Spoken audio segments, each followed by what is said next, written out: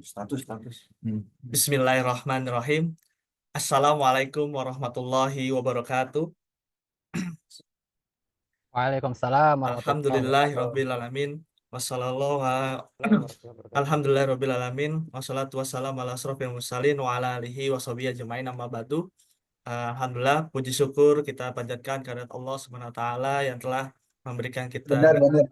nikmat Ya, Taliban lupa. ilmu sehingga pada pagi hari ini kita bisa berkumpul dalam keadaan sehat walafiat. Salawat serta salam tidak lupa kita curahkan pada Nabi besar kita, Nabi Muhammad SAW, beserta keluarga dan para sahabat yang telah membawa kita dari zaman jahiliyah ke zaman Islam ya. Bapak Ibu sekalian, kami ucapkan selamat datang di acara webinar Lariba Consulting dengan judul Strategi Pemasaran Efektif dan Permodalan Syariah, Kunci Keberlanjutan Bisnis UKM. Saya, Vicky Lufian, akan menjadi host pada webinar kali ini.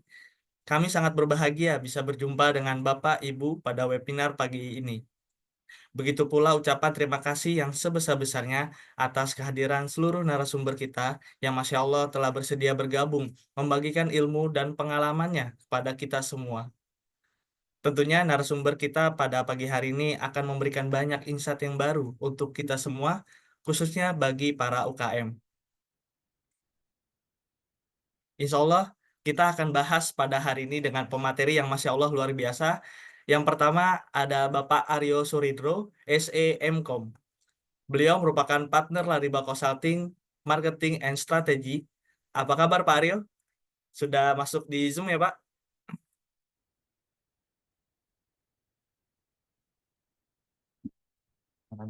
Pak Aryo sudah ada di Zoom ya Pak? Sudah, Alhamdulillah. Baik. Pemateri berikutnya yang tidak kalah luar biasanya ada Bapak Ilham Reza Ferdian, SE MSc. Beliau merupakan Managing Partner dari Lariba Consulting. Assalamualaikum Pak Iref, bagaimana kabarnya Pak?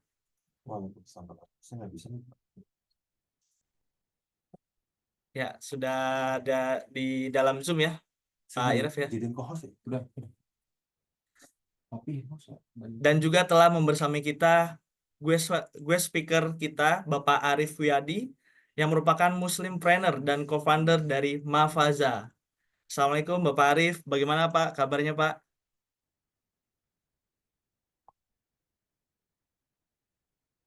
Masih di mute Pak Arif? Ya, baik Pak Arif, terima kasih. Bisa personal lagi Pak. Baik, semoga semua narasumber kita pada pagi hari ini selalu dalam lindungan dan taufik Allah Ta'ala. Lagi mau berfokus nggak mau. Sebelum kita mulai, kami ucapkan terima kasih sebesar-besarnya kepada Mafaza, pakaian kopel syar'i untuk keluarga muslim, Yutairo, solusi integrasi membantu bisnis menjadi lebih mudah dengan solusi transformasi digital yang inovatif dengan sistem terintegrasi. Yurbi Sodako, Lembaga Amil Zakat, Infak, dan Sedekah. Lariba Homes, kontraktor renovasi dan bangun rumah, serta custom sarana prasarana interior dan eksterior. Lariba Consulting, membantu UKM dan koperasi syariah bertumbuh sesuai kaidah syariah. Koperasi Lariba Solusi Indonesia, wadah investasi dan muamalah tanpa riba. Kami juga ucapkan terima kasih yang sebesar-besarnya kepada Mafaza dan Yutairo selaku sponsor pada webinar kita pada hari ini. Mari untuk follow akun Instagram ataupun website untuk bisa melihat secara langsung berbagai produk dari Mafaza dan Yutairo. Insya Allah Bapak Ibu bisa langsung kunjungi juga media sosialnya dan informasi lebih lanjut akan kami share di kolom chat online Zoom ini.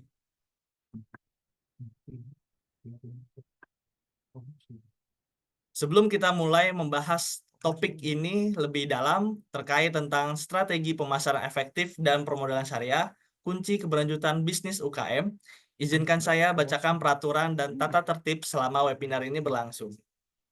Yang pertama, sesi tanya jawab dan diskusi akan dibuka setelah seluruh narasumber memaparkan materinya. Kedua, penanya raise hand terlebih dahulu dan kami memprioritaskan pertanyaan yang disampaikan secara langsung dan nantinya akan kita pilih untuk dipersilakan bertanya secara langsung.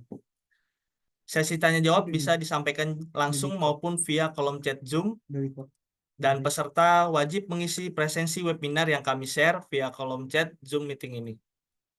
Dan yang menarik di webinar kita kali ini, di akhir sesi nanti terdapat door prize yang langsung disponsori oleh Mafaza bagi peserta yang telah mengisi presensi serta bisa menjawab pertanyaan yang akan disampaikan oleh host. Baik Bapak Ibu yang dimuliakan Allah Ta'ala, mari kita masuk ke agenda utama kita, yaitu penyampaian materi oleh narasumber kita. Dan pada kali ini yang pertama akan menyampaikan materi akan disampaikan oleh Bapak Aryo sebagai partner Lariba Consulting Marketing and Strategi. Kepada Bapak Aryo kami persilakan.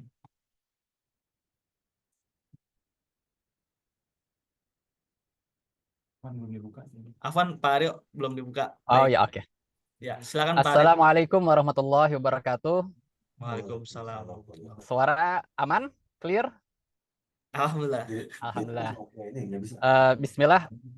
Rabbi shrah li sadri wa yassir li amri wahlul 'uqdatam min lisani yafqahu qawli. Terima kasih kepada Bapak Ibu sekalian, wabil khusus kepada saudara dan teman seperjuangan saya dari zaman kuliah, Iref nih. Dulu kita satu organisasi pas kuliah, sampai sekarang alhamdulillah ketemu lagi.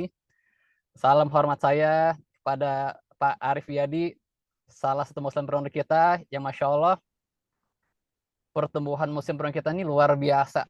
Dan ini sungguh kebahagiaan tersendiri. Karena begitu banyak nilai positif yang bisa kita ambil dan bisa kita pelajari. Dan salam hormat dan sepenuh keberkahan saya kepada seluruh peserta dan semua sponsor. Apa yang Anda sampaikan hari ini, semoga ada manfaatnya bagi diri saya sendiri dan pada seluruh hadirin sekalian. Tanpa berpanjang lebar, saya izin share screen. Saya lagi coba share screen sebentar. Jadi, saya kalau boleh share sedikit, memang dulu belajar marketing, kerjanya marketing. Setelah berapa tahun kerja marketing, fokusnya ke markom.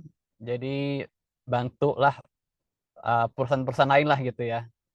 Tapi sepanjang perjalanan ini juga nyoba-nyobalah bisnis kecil-kecilan lah gitu. Mungkin belum terlalu besar. Dan mayoritas nih partner kerjasama nih selama mungkin lebih dari 20 tahun lah gitu ya. Beragam, tapi mayoritas memang teman-teman yang katakanlah bisa dibilang pernah belajar ngaji lah gitu ya. Dan alhamdulillah juga mayoritas juga duit hilang. Jadi memang niat yang baik gitu ya, ngaji itu modal utama, tapi tidak cukup gitu. Kita juga harus mempelajari asbab-asbabnya juga. Gimana sih caranya agar probabilitas kita bisa sukses itu tambah besar gitu ya. Nah, saya izin share screen. Nah, salah satunya ini saya akan coba share dari segi marketing.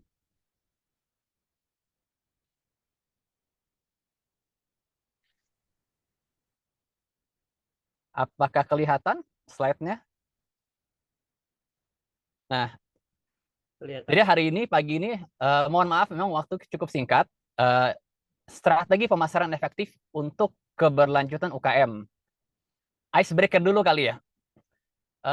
Bapak Ibu sekalian pasti pernah lihat logo-logo ini lah ya. Atau mungkin pagi ini udah ada yang ngopi juga, salah satunya bahkan. Nah, produknya sama sebenarnya, kopi ya. Kopi, tapi marketnya beda-beda semua. Karena marketnya beda, price point-nya pun beda. Kalau kita ngira-ngira ya. Kalau kita di Excelso 40 ribuan, kopi kenangan turun 10 ribu, Tomorrow turun 10 ribu. Kalau ini baris bawah, ini 8 ribu.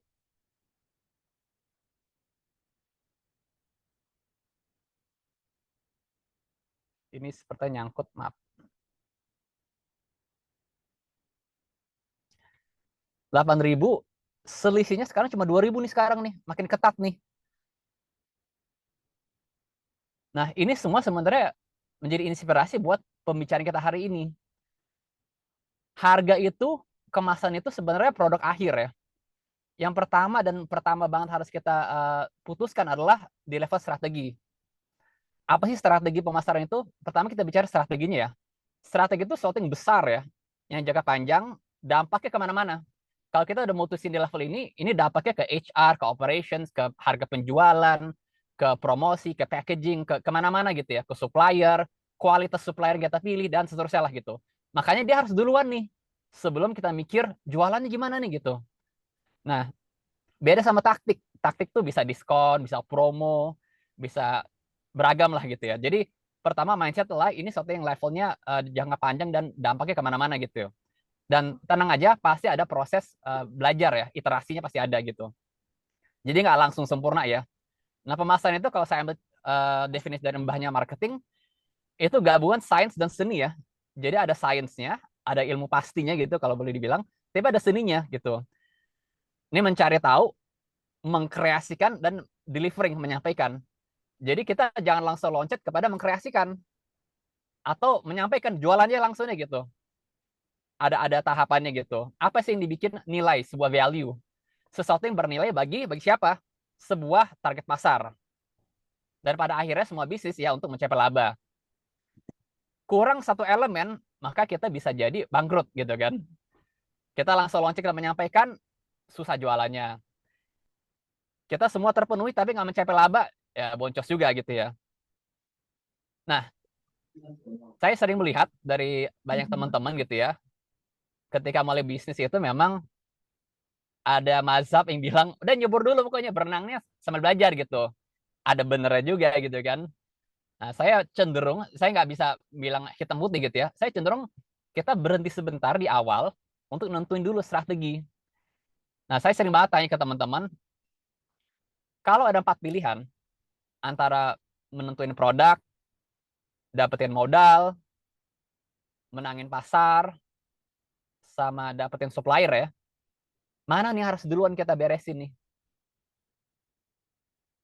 Sering banget kita ketemu teman yang mau bisnis tapi nggak ada modal nih. Ini supplier, wah murah banget nih dari Cina nih. Itu dikejar dulu. Ada yang nyari produk, winning product, terus ada yang, wah ada pasar ini, produknya apa gitu. Jadi kalau saya mencoba menyederhanakan seperti ini pertanyaannya. Kita lebih baik menawarkan produk yang bisa kita buat. Kita bisa bikin mie ayam, yaitu yang kita bikin, kita tawarin gitu. Atau kita lebih baik menawarkan produk yang dibutuhkan pasar. Ini mindset yang totally different, beda sama sekali. Gitu. Saya menawarkan pada Bapak Ibu sekalian, teman sekalian, kita coba mulai dari B. Kenapa? Karena at the end of the day, pasar itu maksudnya bukan pasar tradisional ya. Pasar itu maksudnya kumpulan pembeli ya. Itu pasar tuh maksudnya. Mereka lah yang dalam hal ini tangan di atas. Yang punya daya beli, punya uang, yang akan mutusin beli apa enggak, mereka.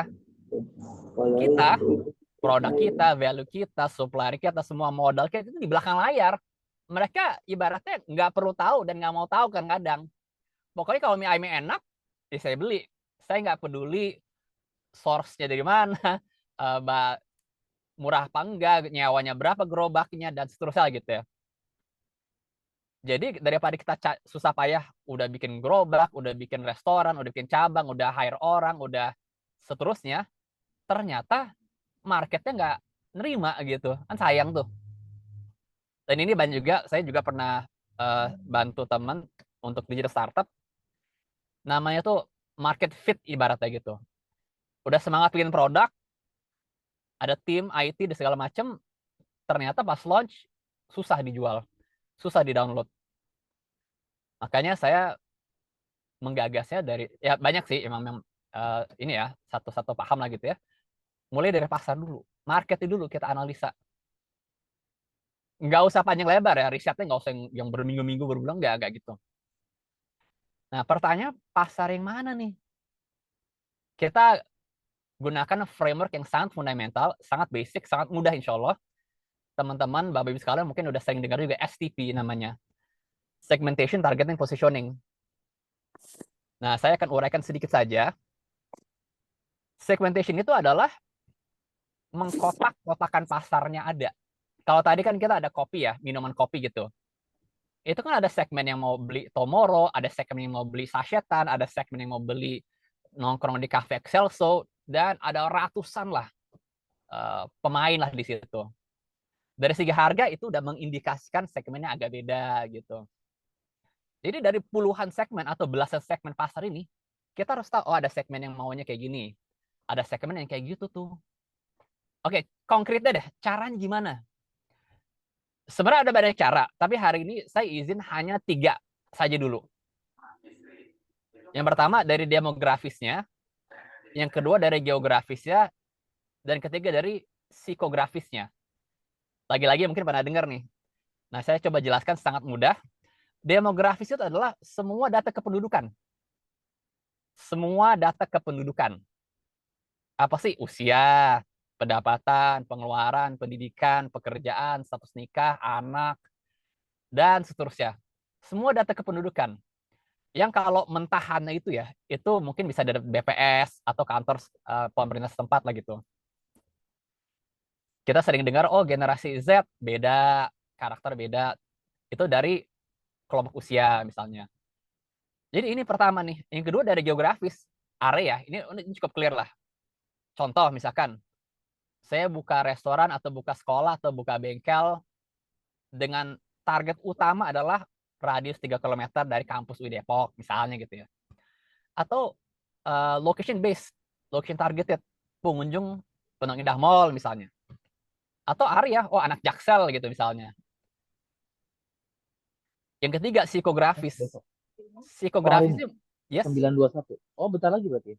Bisa. Oh iya dah, boleh.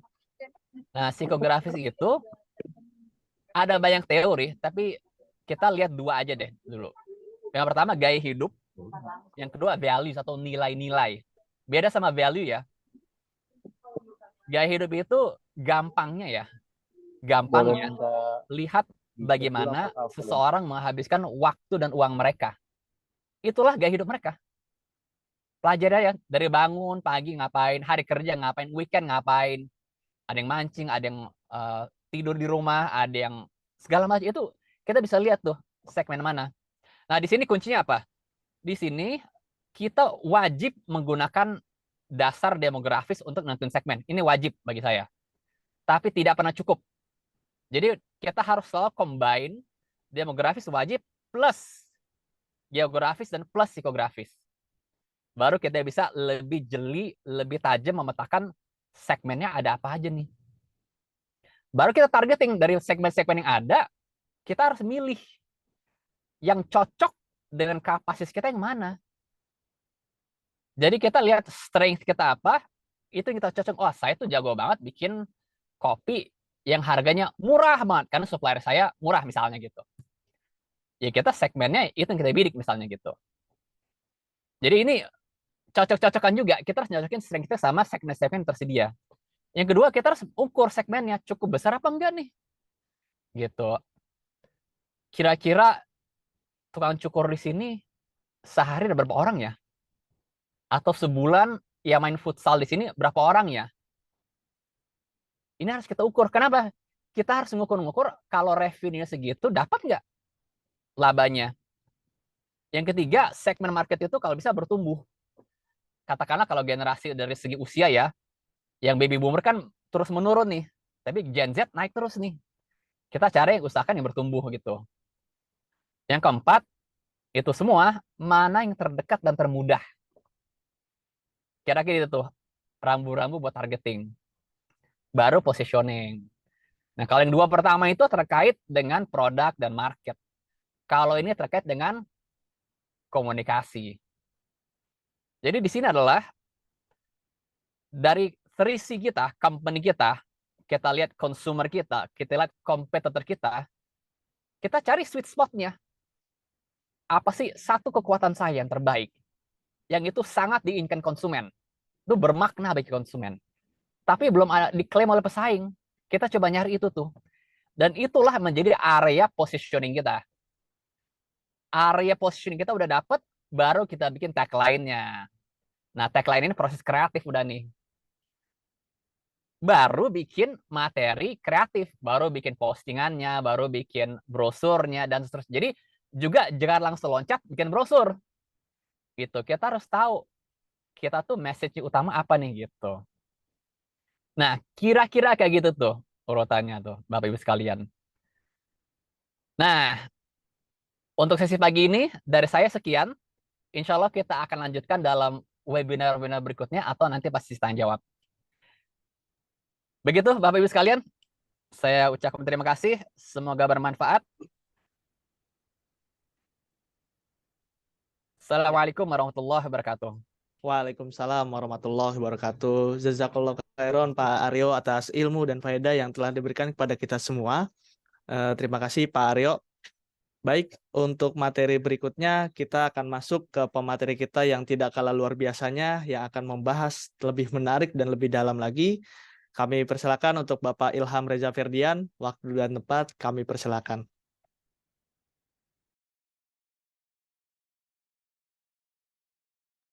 Ya baik, terima kasih. Bismillahirrahmanirrahim. Assalamualaikum warahmatullahi wabarakatuh. Assalamualaikum warahmatullahi wabarakatuh. Alhamdulillahirabbil alamin. Wassallallahu wasallam ala nabiyina Muhammadin wa ala alihi washabbihi ajmain. Amma ba'd. Baik, yang terhormat Pak Arif, apa kabar Pak Sata? Lalu juga di sini ada Mas Aryo, ya teman kampus ya, Masya Allah. Beliau memang ahli dari marketing. Dan juga Bapak Ibu yang sudah berkenan untuk hadir pada pagi hari ini. Insya Allah kita sharing Bapak Ibu, kita sharing terkait dengan yang kita bicarakan saat ini. Tadi marketing, nah sekarang kita coba bahas mengenai apa namanya permodalan syariah. Ya, jadi kita memang ada dua, kami melihat ya, jadi ada dua, setidaknya ada dua kunci keberlanjutan bisnis UKM, yaitu pemasaran efektif dan juga permodalan syariah. Nah, mungkin perkenalkan dulu, nama saya Ilham Reza Firdian. eh apa namanya tadi satu kampus dengan Mas Aryo, lalu pernah juga kuliah di Malaysia, juga pernah juga apa namanya studi lah ya di Inggris dan juga kerja di Inggris juga. Mungkin kita lanjut. Ya, mungkin Bapak Ibu ada yang belum tahu ya apa itu lari belakang samping. Jadi sekilas secara singkat, lari belakang samping adalah lembaga konsultan yang melayani konsultasi dan training untuk UKM dan e-commerce syariah agar naik kelas dan tambah ribu tentunya Bapak Ibu ya. Dan kami ini apa namanya bukan hanya sebagai konsultan tapi juga sebagai praktisi. We practice what we preach. Jadi kita bukan hanya sekedar, sekali lagi bukan hanya sebagai konsultan, tapi kami juga sebagai praktisi dari UKM dan juga praktisi sebagai koperasi syariah. Nah, dan kami berusaha ya berikhtiar memberikan yang terbaik ya sesuai dengan kebutuhan UKM dan koperasi syariah. Baik, Bapak Ibu. Kita lanjut ke materi utama. Mungkin Bapak Ibu sepakat ya dengan karakteristik bisnis yang tidak perlu kita diskusikan kembali. Yang pasti pertama adalah sesuai dengan syariah. Ini wajib Bapak Ibu. Jadi kalau misalnya sebuah bisnis yang tidak sesuai syariah, tinggalkan aja. Ya kenapa? Karena pasti Bapak Ibu, jika bisnis yang tidak sesuai syariah itu akan hancur. Akan hancur tinggal menunggu masalah waktunya aja. Dan kedua, ya pastinya bukan syariah doang gitu Bapak Ibu ya. Karena kalau syariah aja tapi tidak menguntungkan, ya itu bukan bisnis namanya. Itu namanya sosial ya. Jadi harus sesuai syariah dan juga menguntungkan. Yaitu kenapa menguntungkan? Karena jelas dalam hidup kita butuh namanya uang, ya, apalagi ada operasional cost dan sebagainya. Jadi ini dua hal yang tidak perlu didiskusikan kembali. Jadi jika Bapak Ibu punya potensi bisnis, ada tawaran menarik tentang bisnis, ini dua hal ini harus iring sejalan dan tidak perlu didiskusikan lagi. Ini sudah otomatis di dalam benak pikiran Bapak Ibu bahwa harus bisnis itu harus sesuai syariah dan juga harus menguntungkan. Ya. Mungkin yang jadi isu ya Bapak Ibu, biasanya para UKM yang menjadi isu terkait dengan pembiayaan syariah ya. Dan biasanya secara umum yang pertama itu kan kita kenal pembiayaan syariah itu dari bank syariah. Lalu dari industri keuangan non bank seperti fintech ya dan sebagainya. Lalu yang berikutnya koperasi syariah. Nah biasanya ini nih ya salah satu alternatif yang dipakai masyarakat untuk pembiayaan syariah. Ya, pertanyaan berikutnya adalah kenapa sih kita harus syariah Bapak Ibu ya? Kenapa ya namanya juga dunia ya kenapa kalau yang nggak syariah emang nggak boleh apa gitu kan gitu Bapak Ibu. Nah, jadi kita sebagai seorang muslim, jelas Bapak Ibu, yang namanya riba itu pasti menghancurkan bisnis yang dijalankan. Karena ini jelas dalilnya Al-Baqarah ayat 76, Allah memusnahkan riba dan menggugurkan sedekah. Jadi kalau misalkan kita lihat Bapak Ibu, bisnis teman-teman kita, keluarga kita, yang ada ribanya, itu pasti hancur. Ya tinggal masalah waktu aja, atau mungkin sudah hancur. Karena kami banyak ya mendapatkan sharing, mendapatkan informasi dari teman-teman gitu ya, pada saat dia pakai riba, bisnisnya bukan malah tumbuh, ya mungkin tumbuh sesaat. Namun setelah itu, setelah dia memang tetap pakai ribanya, tidak bertobat, yang ada bisnisnya hancur. Ya, termasuk dengan ada juga di dalam hadis riwayat Ahmad, yaitu dari Abdullah bin Hadalah radhiyallahu anhu, 1 dirham yang dimakan oleh seorang dan yang mengetahui maka itu lebih berat daripada 36 kali perzinahan. Jadi luar biasa Bapak Ibu. Yang namanya dosa riba itu dosa yang besar dan bahkan dikategorikan bisa seperti ya lebih berat daripada 36 kali perzinahan. Jadi jelas Bapak Ibu, ya kalau misalkan riba itu pasti menghancurkan. Namun mungkin ada pertanyaan seperti ini. Oh nggak apa-apa kok, saya ada teman atau ada saudara bahkan atau mungkin saya sendiri gitu ya. Kita sendiri, saya pakai riba tapi bisnis saya malah tambah lancar, malah tambah besar, tambah baik. Nah, hati-hati Bapak Ibu. Bisa jadi itu namanya istidraj. Ya, apa itu istidraj? Waktu yang dibiarkan oleh Allah ya. Namun pada saat dia memang tidak bertobat, tidak balik kepada Allah, yang ada apa? Allah akan menghancurkan seketika pada waktunya. Nah, itu contohnya seperti Korun, Ibu ya. Korun di mana dia merasa hartanya itu dimiliki karena kepintaran dia, karena kecerdasan dia, bukan karena Allah. Yang ada apa? Bukan hanya hartanya dimasukkan ke bumi, termasuk korunnya juga dimasukkan ke dalam bumi. Jadi hati-hati bagi yang merasa nyaman dengan bisnis saat ini, walaupun bisnis pakai riba. Jangan sampai ya, bisa jadi itu istidraj Ibu. Oke Bapak Ibu, nah saya baru mendapatkan berita gitu ya. Saya baru melihat berita pagi ini ya dari detikfinance.com. Ini berita yang sangat hot Bapak Ibu. Jadi 4 perusahaan besar yang bangkrut di Indonesia dan penyebabnya apa sih? Nah, ini berita ya, bukan menjelekkan perusahaan, bukan. Karena ini sudah masuk dalam detik.com. Yang pertama PT Sariwangi Agriculture Estate Agency, mungkin Bapak Ibu sadar ya, itu Teh Sariwangi, lalu ada Nyonya Menir, ada 7-Eleven, lalu ada Corner. Ini saya rasa produk yang kita ya sudah tahu ini produk apa gitu Bapak Ibu. Nah ternyata bisnis perusahaan besar ini bangkrut Bapak Ibu. Nah pasti kan kita sebagai seorang yang dimiliki alhamdulillah dikasih akal ya, dikasih kecerdasan oleh Allah Ta'ala, kita ingin tahu dong, apa sih penyebabnya. Nah, ternyata ada 4 penyebab Bapak Ibu. Ada yang namanya ekonomi yang menurun, manajemen yang buruk, penjualan menurun, dan ekonomi global yang tidak stabil. Dan ternyata Bapak Ibu, tes, dan ternyata Bapak Ibu, yang paling parah penyebabnya adalah utang yang menggunung. Nah, ini jelas utang yang menggunung ini kenapa? Karena riba Bapak Ibu. Nah, jelas seperti yang dijanjikan Allah Ta'ala bahwa riba itu bisa menghancurkan bisnis, dan itu terjadi Bapak Ibu. Jadi yang pertama dan utama penyebabnya adalah utang yang menggunung, dan ini ya bisa kita cek ya Bapak Ibu ya, dalam poin-poin masing-masing, ya kami merasa ini adalah apa? Adalah karena utang yang berasal dari riba. Nah, sekarang pertanyaannya, wah saya ini UKM butuh modal, tapi dari mana ya? Nah, yang kita tahu kan dari bank gitu ya Bapak Ibu ya, atau mungkin dari dari EKNNB atau dari Koperasi Syariah. Nah, ternyata ada permodalan loh Bapak Ibu yang terlupakan, dan itu sebenarnya modalnya di sekitar kita. Nah, itu modal. Nah, yang pertama adalah keluarga Bapak Ibu. Dan kedua, teman ya. Nah, ini sebenarnya sumber modal ya Bapak Ibu. Ya, sumber modal yang kita sebenarnya ada gitu di sekitar kita, tapi kita belum aware. Nah, tentunya ya kenapa sih mereka ini yang mau gitu sama kita? Karena mereka ini keluarga kita, teman-teman kita, mereka yang tahu kan track record kita, history kita seperti apa. Ya, jadi Bapak Ibu jika memang selama ya kita menjaga history kita, menjaga track record kita, nah insya Allah nih Bapak Ibu, modal itu akan datang gitu, akan datang sendirinya. Karena ini potensi modal yang luar biasa, yaitu dari keluarga dan teman. Nah, ini mungkin ada yang mengatakan apa emang benar apa keluarga bisa, teman bisa. Ini langsung konkret Bapak Ibu, ini studi kasus ya. Ini dari permodalan koperasi ya Lariba Solusi Indonesia yang kami jalankan Bapak Ibu. Jadi ini koperasi LSI ini berdiri tahun 2022, Maret 2022. Nah, lalu ada konsumen yang membutuhkan pembiayaan aset usaha berupa pakai industri senilai 50 jutaan. Nah, koperasi LSI yang belum memiliki portofolio dan success story. Nah, kira-kira ada nih Bapak Ibu lembaga keuangan gitu ya, perbankan syariah atau fintech syariah dan sebagainya mau kerjasama, ya tentu ya jelas nggak ada yang mau gitu ya, karena belum ada success story, belum ada portofolionya.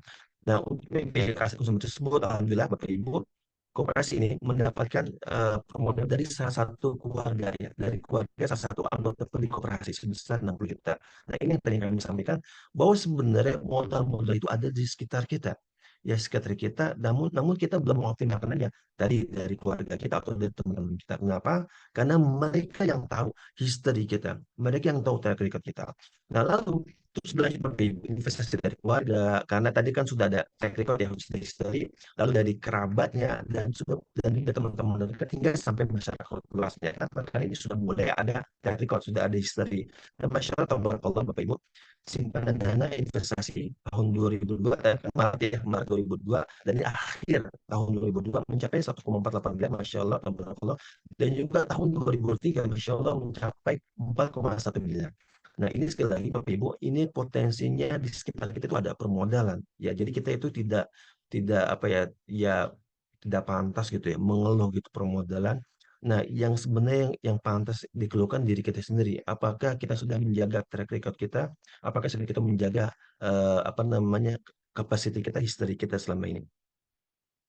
Oke, nah ngomong-ngomong suara saya jelas kan ya? Jelas ya Bapak Ibu ya?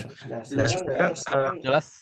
everything is proses Bapak Ibu. Jadi segala sesuatu Bapak Ibu itu butuh proses. Jadi walaupun dengan keluarga dan teman tetap diperlukan laporan clear and clean ya kepada mereka. Jadi yang mentang-mentang karena keluarga atau teman kita nggak perlu laporan, perlu Bapak Ibu. Ini dalam rangka apa? Untuk menjaga kepercayaan. Sehingga ya kita belum pernah namanya ke bank, perasa dalam keuangannya karena sekali lagi mereka belum tahu kita belum ada track recordnya. Nah, namun Bapak Ibu, walaupun kita dengan keluarga, dengan teman, itu jangan dimunafikkan. Butuh namanya proses yang formal, proses yang profesional. Nah, jadi 5 tools yang wajib kita lakukan Bapak Ibu. Yang pertama itu apa? Proposal kerjasama. Ya, itu penting proposal kerjasama. Jadi proposal ini menjelaskan tentang usaha kita seperti apa.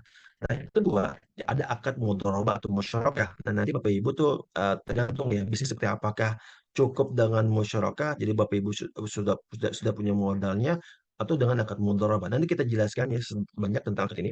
Lalu juga laporan penggunaan dana minimal sebulan sekali. Nah, ini biasanya nih Bapak Ibu, ini saya pernah alami juga. Saya pernah invest ke teman saya, sudah disalurkan investasinya, namun tidak ada laporan nih, ya uang saya dipakai apa saya nggak tahu gitu. Nah, ini membuat orang jadi nggak percaya gitu ya, termasuk keluarga kita, teman kita, kalau kita tidak ada laporan, bahkan kita perlu namanya laporan minimal Bapak Ibu sebulan sekali. Lalu juga komunitas usaha itu penting, jadi apa aja sih yang kita pakai untuk uang tersebut, modal tersebut.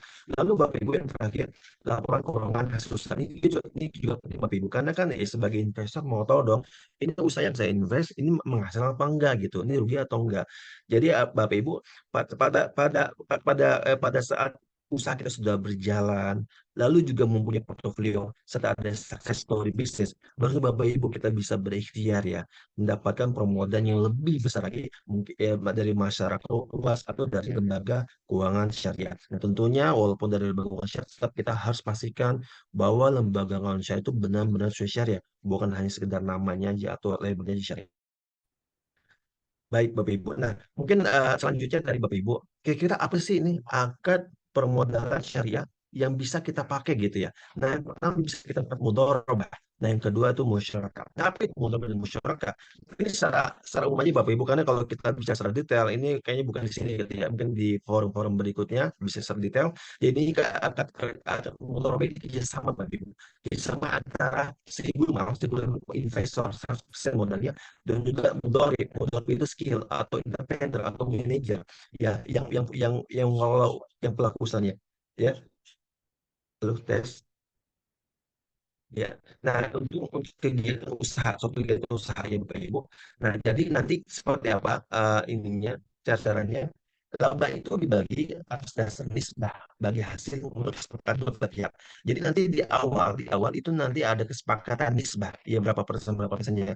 Dan yang kedua, kerugian jika terjadi kerugian, ini asumsinya Bapak Ibu kerugiannya ini karena memang risiko bisnis ya, bukan karena kesengajaan. Jadi kerugian ini akan ditanggung oleh pemilik dana kecuali sebabkan kelalaian pengelola. Jadi semua risiko financial ya risk itu ditanggung oleh pemilik dana dengan asumsi memang ini karena risiko bisnis ya, Bapak Ibu. Oke, Bapak dan Saudara untuk masyarakat seperti apa? Sebenarnya kalau masyarakat sama seperti modal, namun masing-masing pihak ini invest dana. Jadi Bapak Ibu ada invest dana dan juga investor ada invest dana juga. Dan keuntungannya sama Bapak Ibu dibagi berdasarkan kesepakatan. Lalu juga kerugian dibagi berdasarkan kontribusi modal. Ya, ini intinya akad mudharabah dan musyarakah itu sama. Bedanya masyarakat ini ya sama-sama invest modal Bapak Ibu. Ya, suara saya putus Bapak Ibu. Tes. Apa jelas? Masih putus-putus Bang. Oke, mungkin kita lanjut Bapak Ibu. Putus ya. Oke, Bisa dicoba, Pak. Coba dites, Pak. tes. Udah baik kan sih? Ya, silakan, Pak. Dimulai lagi, Pak. Oke, tes. Udah bagus ya suaranya. Ya. Oke, mohon maaf ini suaranya agak kurang baik. Oke. Mungkin lanjut Bapak Ibu. Ini apa namanya? Ini cuma sebagai ini ya Bapak Ibu. Ini ada namanya konglomerat Sulaiman Ar-Raji. Nah, ini karena waktunya terbatas Bapak Ibu. Intinya ya, ini Masya Allah mungkin Bapak Ibu mengatakan, wah ini saya bukan keluarga kaya, bukan keluarga dari yang berada gitu. Ini Bapak Ibu, ini bukan keluarga kerajaan. Dari bawah Bapak Ibu, ini Masya Allah, ini beliau itu soleh dan juga kaya raya. Jadi namanya kaya raya dan soleh itu bukan suatu pilihan ya Bapak Ibu, tapi ini bisa dua-duanya kita ambil, yaitu menjadi kaya raya dan juga menjadi soleh ya. Soleh bergantung kepada Allah Ta'ala. Dan nanti kita share ya slide ini Bapak Ibu supaya lebih jelas karena waktunya sudah terbatas Bapak Ibu. Nah, mungkin kita lanjut ke slide berikutnya. Nah, jadi yang paling penting Bapak Ibu, key points ya, ini mungkin menuju kesimpulan yang harus diperhatikan sebagai pengusaha. Pertama, tentunya Bapak Ibu kita harus berdoa kepada Allah Ta'ala. Karena kenapa? Karena segala sesuatu itu Allah yang mentakdirkan dan Allah yang membantu kita. Ya, jadi kita wajib untuk berdoa kepada Allah. Dan yang kedua, tentu Bapak Ibu, kita ini harus ikhtiar ya. Dengan sungguh-sungguh ya, seperti jujur, amanah, menulis janji, menunaikan utang dengan baik. Jadi jangan sampai ya kalau utang itu nggak ada kabar gitu ya, tiba-tiba ya nggak jelas kabar ini amanah namanya. Ya, jadi ini harus jelas, harus ada ikhtiar dan kita menunaikan kewajiban kita. Dan berikutnya tidak melakukan perbuatan dosa-dosa besar. Nah, ini berdasarkan hadis Rasulullah ada dosa besar Bapak Ibu ya, ada 7 dosa besar dan biasa Bapak Ibu ini yang sedikit yang kita baik Bapak Ibu di masyarakat itu apa? Riba ya. Riba dan zina Bapak Ibu. Nah, ini maka ini penting Bapak Ibu ya untuk menghindari dosa-dosa yang besar ini, yaitu riba dan zina. Nah, kenapa? Karena ini dosa besar dan ini dosa ini bisa menghalangi seorang terhalang rezekinya. Seperti hadis riwayat Ibnu Majah, sesungguhnya seorang terhalang rezekinya dikarenakan dosa yang dilakukannya. Jadi ya, zelek ya Bapak Ibu, kita melakukan dosa-dosa besar ini Bapak Ibu. Baik Bapak Ibu, mungkin ini terakhir ya video dari kami Bapak Ibu. Ya soalnya mungkin ya mungkin video terakhir dari kami Bapak Ibu. Ada pengusaha bakso yang Masya Allah salah satu terenak di Depok, sehingga memiliki pendapatan yang cukup besar dan memiliki 3 cabang. Dan mempunyai keuntungan bersih sekitar 1 juta per hari dari 1 cabang. Pada suatu waktu ada kebutuhan untuk membeli suatu aset rumah di kampungnya. Dalam hidupnya, pengusaha tersebut tidak pernah menyentuh riba. Namun qadarullah, istri dan keluarga besarnya memaksa beliau untuk mengambil riba dalam rangka untuk menyelamatkan aset rumah di kampung tersebut. Setelah melakukan akad kredit riba tersebut dengan salah satu lembaga keuangan ribawi, qadarullah, pendapatan bisnisnya semakin menurun hingga titik terendah. Bahkan salah satu cabangnya tutup. Hikmah di kisah nyata ini, kita jangan pernah menyentuh riba dengan alasan apapun. Meskipun kita dipaksa, ditekan oleh siapapun, termasuk oleh keluarga terdekat kita.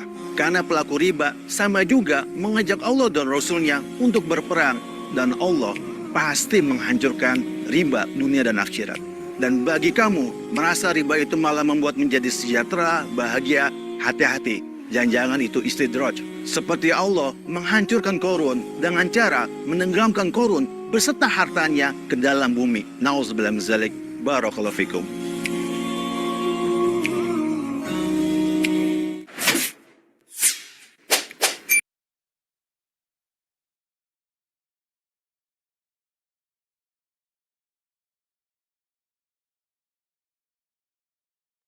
Baik Bapak Ibu, ini Instagram dari Consulting dan Bapak Ibu bisa melihat aktivitas kami dan juga mungkin bisa follow juga ya supaya bisa update aktivitas kami. Baik, sekian dari saya. Jazakumullah khairan. Terima kasih banyak. Barakallahu fikum.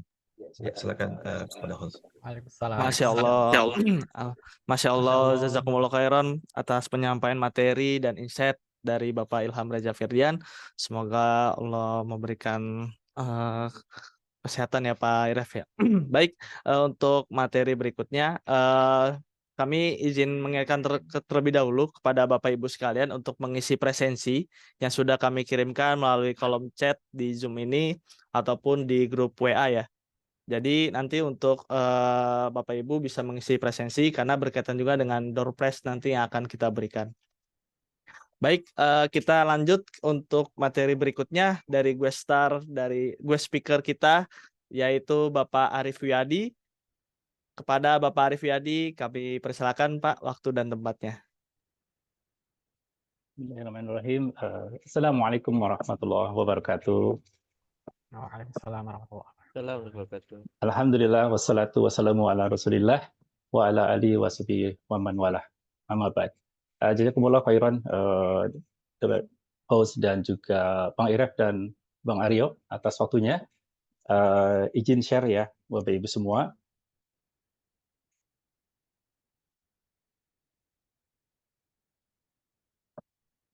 Sudah terlihat?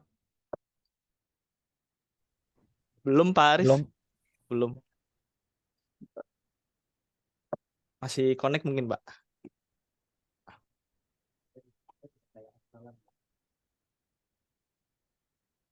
Sudah terlihat kah?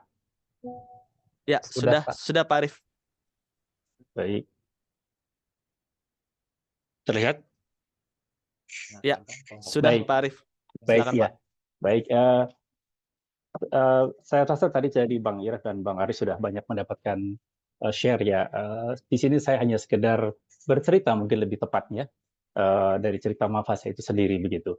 Jadi izin bahwa sebenarnya kalau boleh jujur sebagaimana disampaikan Bang Iref itu kena banget gitu ya di kami berdua. Jadi terus terang kami berdua, saya dan istri, background berbeda. Saya sendiri bekerja di lembaga ribawi cukup lama, mungkin 30 tahun. Mungkin Bapak Ibu juga cukup harus belajar, jangan seperti saya juga Bang Iref sudah sampaikan, bahwa hijrah keinginan kami berdua, jadi saya dari lembaga keuangan ribawi, istri dari IT, itu membuat kami merasakan apa yang tadi Bang Iref sampaikan gitu ya.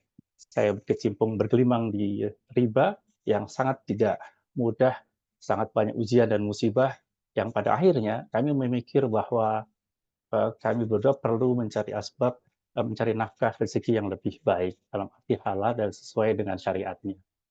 Atas dasar itu, kami juga melihat bahwa hikmah dalam pekerjaan itu banyak sekali hal-hal yang bisa kami petik itu, terutama tadi yang sudah disampaikan oleh Bang Iref dalam surah Al-Baqarah. Saya bisa tambahkan dalam ayat 278 bahwa tadi hai orang yang beriman, tinggalkan riba dari yang tersisa, jika tidak tadi Allah akan dan Rasul akan memerangi kita. Nah, berangkat dari situ kami melihat suatu hal keinginan untuk berubah dalam hal untuk mencari rezeki, asbab nafkah yang lebih baik. Kemudian kami berdua mempunyai ide, kira-kira apa ya? Apa yang akan bisa kami dapatkan mencari nafkah tersebut, tetapi juga sesuai koridor. Biasanya orang berpikir banyak hal, tapi kami mencoba sekali lagi setback ke belakang, mundur untuk lebih baik. Jadi kami berpikir sebaiknya mengikuti Rasulullah, yaitu berdagang atau usaha. Kenapa? Karena tadi Rasulullah sudah mencontohkan, lalu waktu cukup banyak bagi kami berdua untuk bisa mengatur waktu khusus untuk katakanlah mencari ilmu atau ibadah. Jadi sehingga kami memutuskan untuk berdagang. Kemudian istri mempunyai passion atau menyenangi hal-hal berbau fashion. Qadarullah karena sifatnya di bisnis di IT sebelum di pekerjaan tidak bisa melakukan hal tersebut. Saya juga demikian, lalu kami memutuskan sepertinya ini hal yang paling pas buat kami. Alasan utama adalah kenapa fashion, karena tadi kita mau mencoba berdagang, walau kita pahami bersama ketika berdagang ada di dalam pasar. Sementara pasar adalah suatu hal yang paling dibenci oleh Allah. Namun kita harus memastikan bahwa berdagang di pasar sesuai syariat. Ini challenge bagi kami. Gitu. Lalu kami berpikir juga bahwa passion itu tidak hanya sekedar berdagang, tapi memastikan bahwa kami mendapat manfaat. Akhirnya kami berpikir kami mempunyai usaha yang sifatnya memasukkan produk sesuai syariat dan juga mempunyai manfaat, yaitu baju-baju muslim, khusus baju syari. Kenapa? Karena mudah-mudahan Allah berkenan memberikan ridhonya karena kesalahan kami yang lalu, kemudian sekarang kami berubah hijrah menjadi lebih baik. Sehingga kami ingin mendapatkan sedikit banyak manfaat bagi orang yang memakai. Satu, untuk ketaatan, kami mendapatkan pahala sedikit baik, insya Allah, atas izin Allah, bisa mendapatkan pahala dari setiap pakaian yang kami jual. Nah, kira-kira background-nya seperti ini. Kenapa kami memutuskan untuk yang pertama hijrah, dan atas izin Allah, tahun lalu kami bisa mendirikan Mafaza hingga saat ini. Terus terang saat ini masih kecil, tetapi kami perlu menyampaikan hal ini sebagaimana yang diminta oleh Bang Irek bahwa usaha apapun yang penting halal dan mendapatkan ridho Allah itu lebih penting dibanding apapun. Baik, kita lanjut. Tadi sudah disampaikan oleh Bang Aryo bahwa ada STP begitu ya. Kami dari awal memang memutuskan segmennya jelas bahwa kita ingin pakaian. Targetnya seperti apa? Yaitu khusus pakaian muslim. Jadi kami core-nya di pakaian muslim syariah khusus akhwat, kemudian kita merambah ke ikhwan, kemudian kita mengerucut sebagaimana disampaikan oleh Bang Aryo, tadi sudah bicara segmented, targeting, dan positioning. Kita khusus di pakaian kapal dan juga anak. Artinya kami ingin apa yang kami putuskan dan kami ingin mendapatkan ridho Allah adalah kami ingin keluarga muslim yang membeli pakaian Mafaza selalu melakukan ketaatan bersama kepada Allah. Itu yang paling penting ujungnya. Ultimate objektifnya ada demikian. Jadi Bang Aryo yang sampaikan benar sekali, kami sudah melalui hal tersebut, walaupun tentu saja masih banyak kesalahan yang perlu diperbaiki, tetapi kami yakin bahwa apa yang kami fokuskan sudah ke arah yang lebih baik. Artinya kami ingin pakaian-pakaian kami berujung kepada taatan pada Allah. Semua yang dipakai untuk hal tersebut. Kira-kira demikian. Baik.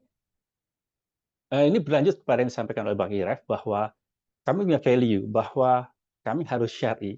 Jadi kalau Bapak Ibu melihat di media sosial yang kami sampaikan, kami sangat ketat, mudah-mudahan tetap demikian istiqomah, dan sampai saat ini atas izin Allah kami tetap menggunakan semua media sosial yang syar'i, artinya kami tidak menggunakan foto atau video yang ada akhwat, hanya semua manekin, itu kami anggap sebagai syariah compliant. Mengapa? Kami ingin sekali lagi, kami ikhlas dan ridho atas ketentuan Allah dan juga mendapatkan keberkahan di akhir nanti. Lalu value yang selanjutnya adalah tawakal. Banyak orang yang mengatakan bahwa usaha tidak mengkhianati hasil. Saya rasa ini keliru, karena ini yang biasa digaungkan di luar sana. Usaha tidak mengkhianati hasil. Keliru mengapa? Karena kalau prinsip secara Islam, tawakal. Tawakal itu tidak hanya usaha, tapi usaha atau ikhtiar plus doa. Ini yang kita namakan tawakal. Jadi kami berdua belajar untuk benar-benar tawakal. Kami mencari sebab untuk mendapatkan hasil, mencari apapun yang bisa kami dapatkan untuk sebagai ikhtiar, tetapi tetap menggunakan syariah compliant atau koridor-koridor tersebut. Kemudian hasilnya serahkan pada Allah. Ya, Bapak Ibu juga semua atau rekan-rekan Lariba memahami bahwa setiap kita berusaha pasti akan mendapatkan hasil. Ya benar. Sebagai Muslim, mukmin maupun orang kafir juga mendapatkan hal tersebut pada Allah, oleh Allah yang diberikannya atas izin Allah. Tetapi pada dasarnya yang kami sampaikan di sini adalah value kami adalah tawakal secara benar-benar, secara murni, sehingga kami selalu senantiasa meluruskan niat untuk mendapatkan ikhtiar dengan sebab yang halal untuk sesuai dengan koridor syariat dan juga mendapatkan hasil yang nanti Allah akan tentukan apapun hasilnya. Sehingga dapat kami sampaikan bahwa prinsip utama yang disampaikan oleh tadi Bang Irek dan Bang Aryo, bahwa tauhid akidah perlu. Saya masih ingat, mungkin 20 tahun lalu ketika saya ingin hijrah 20 tahun lalu, ada teman yang mengatakan, kalau mau hijrah free, gampang. Perkuat akidah tauhid. Saya bingung. Apa itu akidah tauhid? Dalam arti bagaimana caranya punya akidah tauhid sehingga bisa meninggalkan pekerjaan. Tetapi sekarang setelah saya keluar, benar-benar melihat bahwa penting bagi semua orang untuk tetap menegakkan dan meningkatkan akidah tauhid. Dengan sendirinya, insya Allah akan bantu untuk mendapatkan atau mengupayakan sesuai syariat sebagaimana yang Bapak Ibu sekarang jalani. Ketika Bapak Ibu jalani usaha yang sudah syar'i, alhamdulillah. Ketika belum, mudah-mudahan Allah bantu, Allah tolong untuk mendapatkan pekerjaan atau usaha yang sesuai syariat. Lalu mengenai usia dan rezeki. Sebenarnya bisa ditambahkan waktu, usia, dan rezeki. Artinya begini, kami melihat hikmah dalam pekerjaan kami, waktu dan usia sangat cepat sekali berjalan. Kami kejar pekerjaan setengah mati dari sebelum subuh hingga pulang malam, rezeki dapat. Tetapi ada sesuatu yang kurang. Ya, jadi konsep waktu yang sangat terbuang, usia yang terbuang, tidak bermakna, dan tidak berkah. Itu yang membuat kami sendiri bingung begitu. Sehingga kami putuskan, ayo kita hijrah, dan mudah-mudahan insya Allah, atas izin Allah, kita semua dapat istiqomah untuk mendapatkan usia yang berkah, terutama usia panjang dalam ketaatan, dan mendapatkan rezeki yang halal. Lalu selanjutnya adalah kita semua, pada dasarnya atau kami terus belajar, senantiasa belajar mengikuti apa yang kami merasa kurang. Ketika kami tahun lalu melakukan bisnis, kami belajar tentang bab muamalah. Bagaimana seharusnya kami mulai dengan tidak benar. Bang Heru sudah sampaikan, kami terjun langsung tapi keliru. Tapi 3 bulan kami setback, kembali mundur, kami belajar dan mulai perlahan-lahan melakukannya dengan lebih syar'i. Kira-kira demikian. Jadi perlu untuk belajar aktif, dan yang terakhir juga harus prasangka baik sama Allah. Apapun hasil, baik buruk, tetap prasangka baik sama Allah. Baik, ini sepintas saja bahwa yang sudah disampaikan Bang Aryo benar. Ketika kami melakukan bisnis, itu ada konsideran utama dalam proses bisnis tersebut. Bang Aryo sudah sampaikan, ya kami lakukan market research. Jadi bagaimana kita melihat target audience. Lalu kami juga analisa kompetitor. Lalu bagaimana trend fashion saat kami membuat. Bahkan trend fashion itu rata-rata 2-3 bulan berganti. Jadi kami harus ikuti kemana demand yang ada saat ini. Walaupun secara syar'i kami juga harus punya sense atau melihat tren tersebut. Lalu juga strategic planning, bahwa tadi kami sudah sampaikan, kami ingin objektifnya menjadi pakaian couple syar'i di dalam sebagai pakaian syar'i Muslim untuk semua keluarga Muslim, kira-kira demikian. Lalu kami juga butuh atau menyampaikan outline produk yang harus kami jual atau harus kami sampaikan kepada pelanggan. Lalu kita juga harus develop ya kira-kira marketing dan sales strategi bagaimana sebagaimana disampaikan oleh Bang Aryo tadi. Nah, selanjutnya mengenai brand identity. Kami mengambil nama Mafaza dari surat An-Naba 31 ya, di mana disampaikan bahwa innal lil muttaqina mafaza. Jadi setiap orang beriman akan mendapat kemenangan. Kami ambil hal ini sebagai fundamental fondasi awal bahwa kami ingin memenangkan kehidupan ini dengan kebaikan di akhirat. Artinya kami hijrah karena Allah. Kemudian kami ingin bahwa semua yang membeli produk Mafaza mendapat kemenangan, bahwa mereka bisa berpakaian lebih syar'i, mereka bisa juga menggunakan untuk ketaatan, intinya kemenangan bagi semua orang yang beriman, sehingga kami mudah-mudahan sedikit banyak bisa bermanfaat buat orang banyak. Ini pentingnya kita punya brand creation tadi. Lalu kita bicara quality product, saya rasa kita bisa tidak terlalu banyak bicara bahwa ujungnya adalah kami butuh high quality product, kemudian kami punya juga added value atau value proportion yang berbeda terhadap kompetitor lain. Kemudian kita bahas supply chain, penting di mana kami harus memastikan bahwa production dalam arti rumah produksi, memproduksi sesuatu, mulai dari material, kemudian bahan, kemudian dijahit, kemudian menjadi suatu bentuk baju, packing dan sebagainya, quality control, kemudian kami pasarkan dalam bentuk ya toko offline dan sebagainya. Lanjut kepada effective offline presence ya. Kami berangkat dari toko offline. Kami prefer toko offline dan pameran. Kami berangkat dari hal tersebut. Mengapa? Karena kami melihat bahwa pakaian kami spesifik sebagaimana disampaikan Bang Aryo, kita targeting atau positioning di tempat tertentu, sehingga kami melihat bahwa setiap pelanggan kami ingin hand feel. Setelah hand feel baru mereka merasakan betapa bedanya bahan kami. Kemudian untuk itu jadi kami fokus lebih banyak di offline present, bukan online. Kami tidak mempunyai banyak online, kami hanya mempunyai website dan WA. Mengapa? Kami punya beberapa kendala. Pertama, biaya makin ke depan makin cukup tergerus untuk marketplace. Kedua, rawan terhadap fraud atau penipuan. Ketiga, banyak sekali duplikat foto diambil kemudian dijual dengan barang yang berbeda. Artinya berujung kepada reputation damage. Kami ingin brand yang kami buat itu menjadi pegangan kami seterusnya, sehingga kami sangat menjaga reputasinya. Oke, lanjut kepada digital marketing. Ini yang mungkin areanya Bang Aryo ya. Artinya kami butuh memang saat ini menegakkan atau mengimprove digital marketing yang kami terus berjuang. Kami terus struggling untuk membesarkan online melalui IG dan website, tapi terus terang tidak mudah. Jadi kami memang saat ini masih terus belajar bagaimana mengimplement digital marketing yang baik macam-macam ya, ada social media marketing, ada SEO, PPC dan sebagainya, lalu collaborate dengan pihak lain. Tapi kami juga tidak bisa melakukan dengan banyak influencer misalkan, Ahwat, tidak. Kami karena tidak sama sekali menggunakan influencer atau siapapun yang sifatnya memperlihatkan aurat wanita, tidak kami pakai gitu.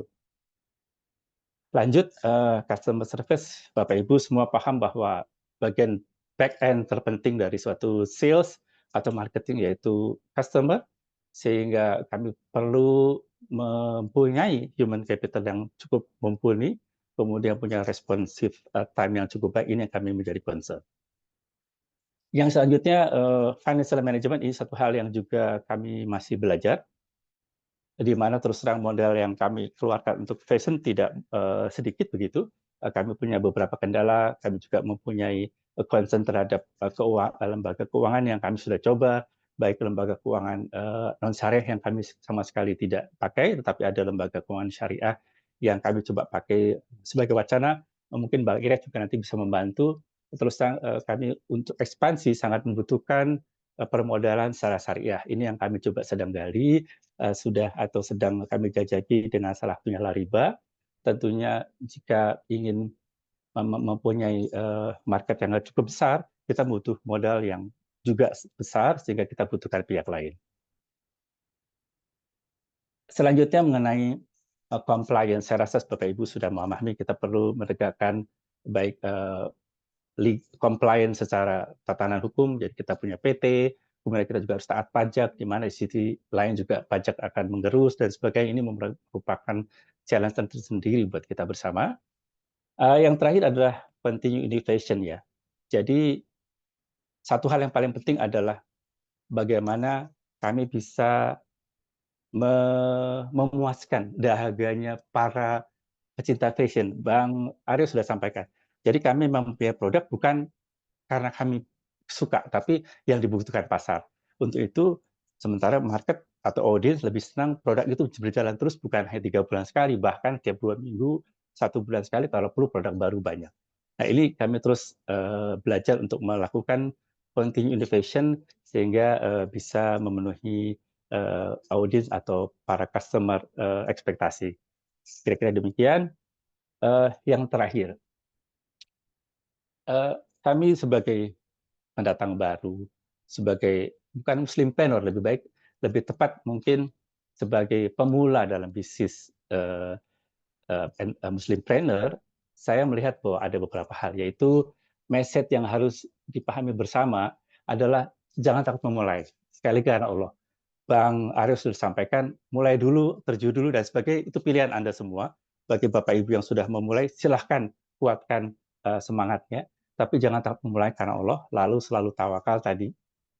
Konsep tawakal adalah ikhtiar dan doa, kemudian selalu semangat. Insya Allah dengan semangat dan tawakal, pasti Allah tolong. Apapun hasilnya, tadi sudah Bang Iref sudah sampaikan, pasti insya Allah Allah akan tolong melalui jalan yang tidak, atau rezeki yang tidak disangka-sangka. Yang ketiga yaitu senantiasa adaptif. Kita perlu mindset yang berbeda. Kita terus mengusahakan untuk bisa beradaptasi dengan perubahan dan tantangan. Tentu saja adaptifnya dalam bentuk secara syar'i.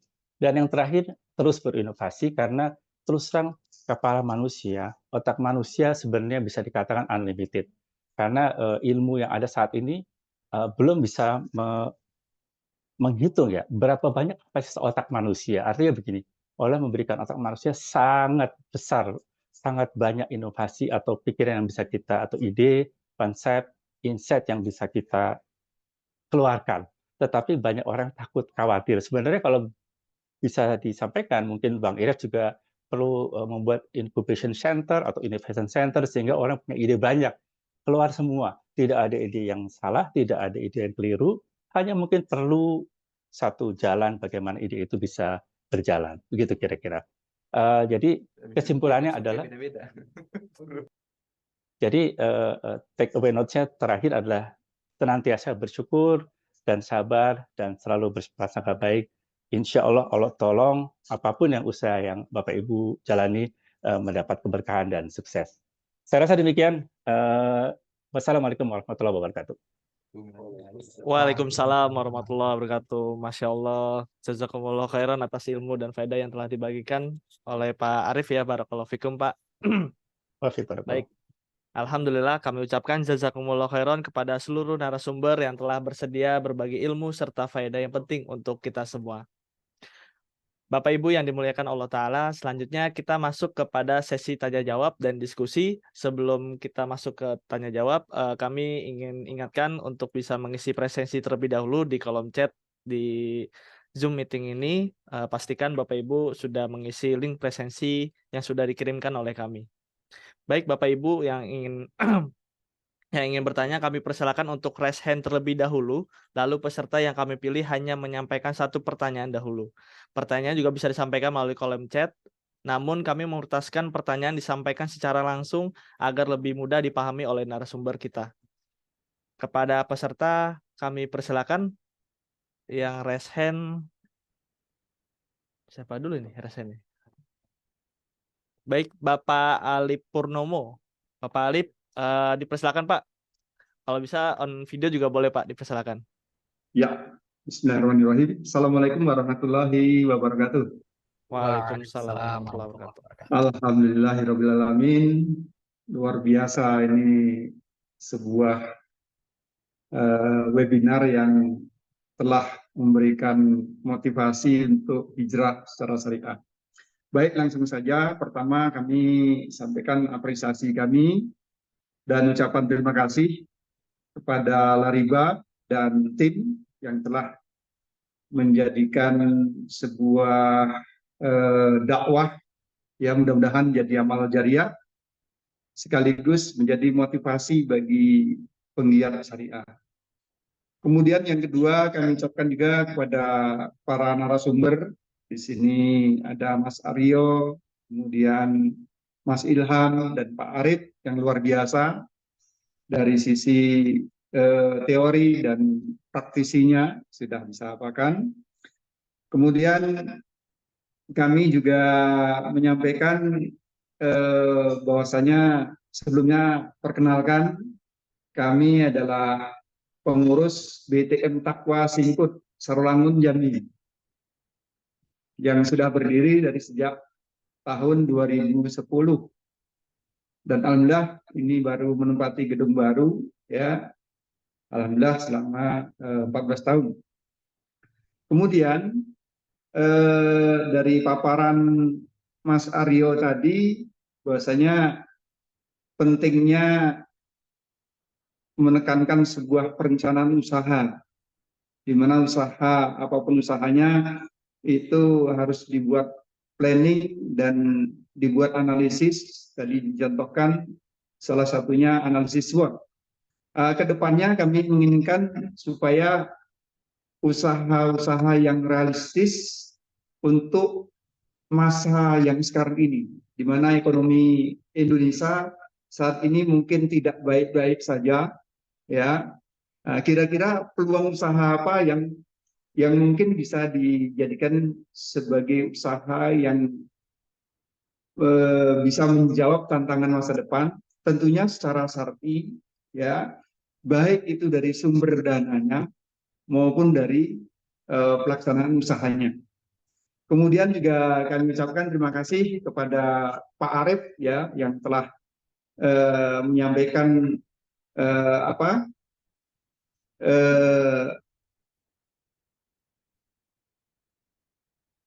dari pelaku ribawi, dan sekarang sudah hijrah, dan alhamdulillah dengan hijrah yang totalitas itu bisa memberikan kehidupan yang berkah tadi.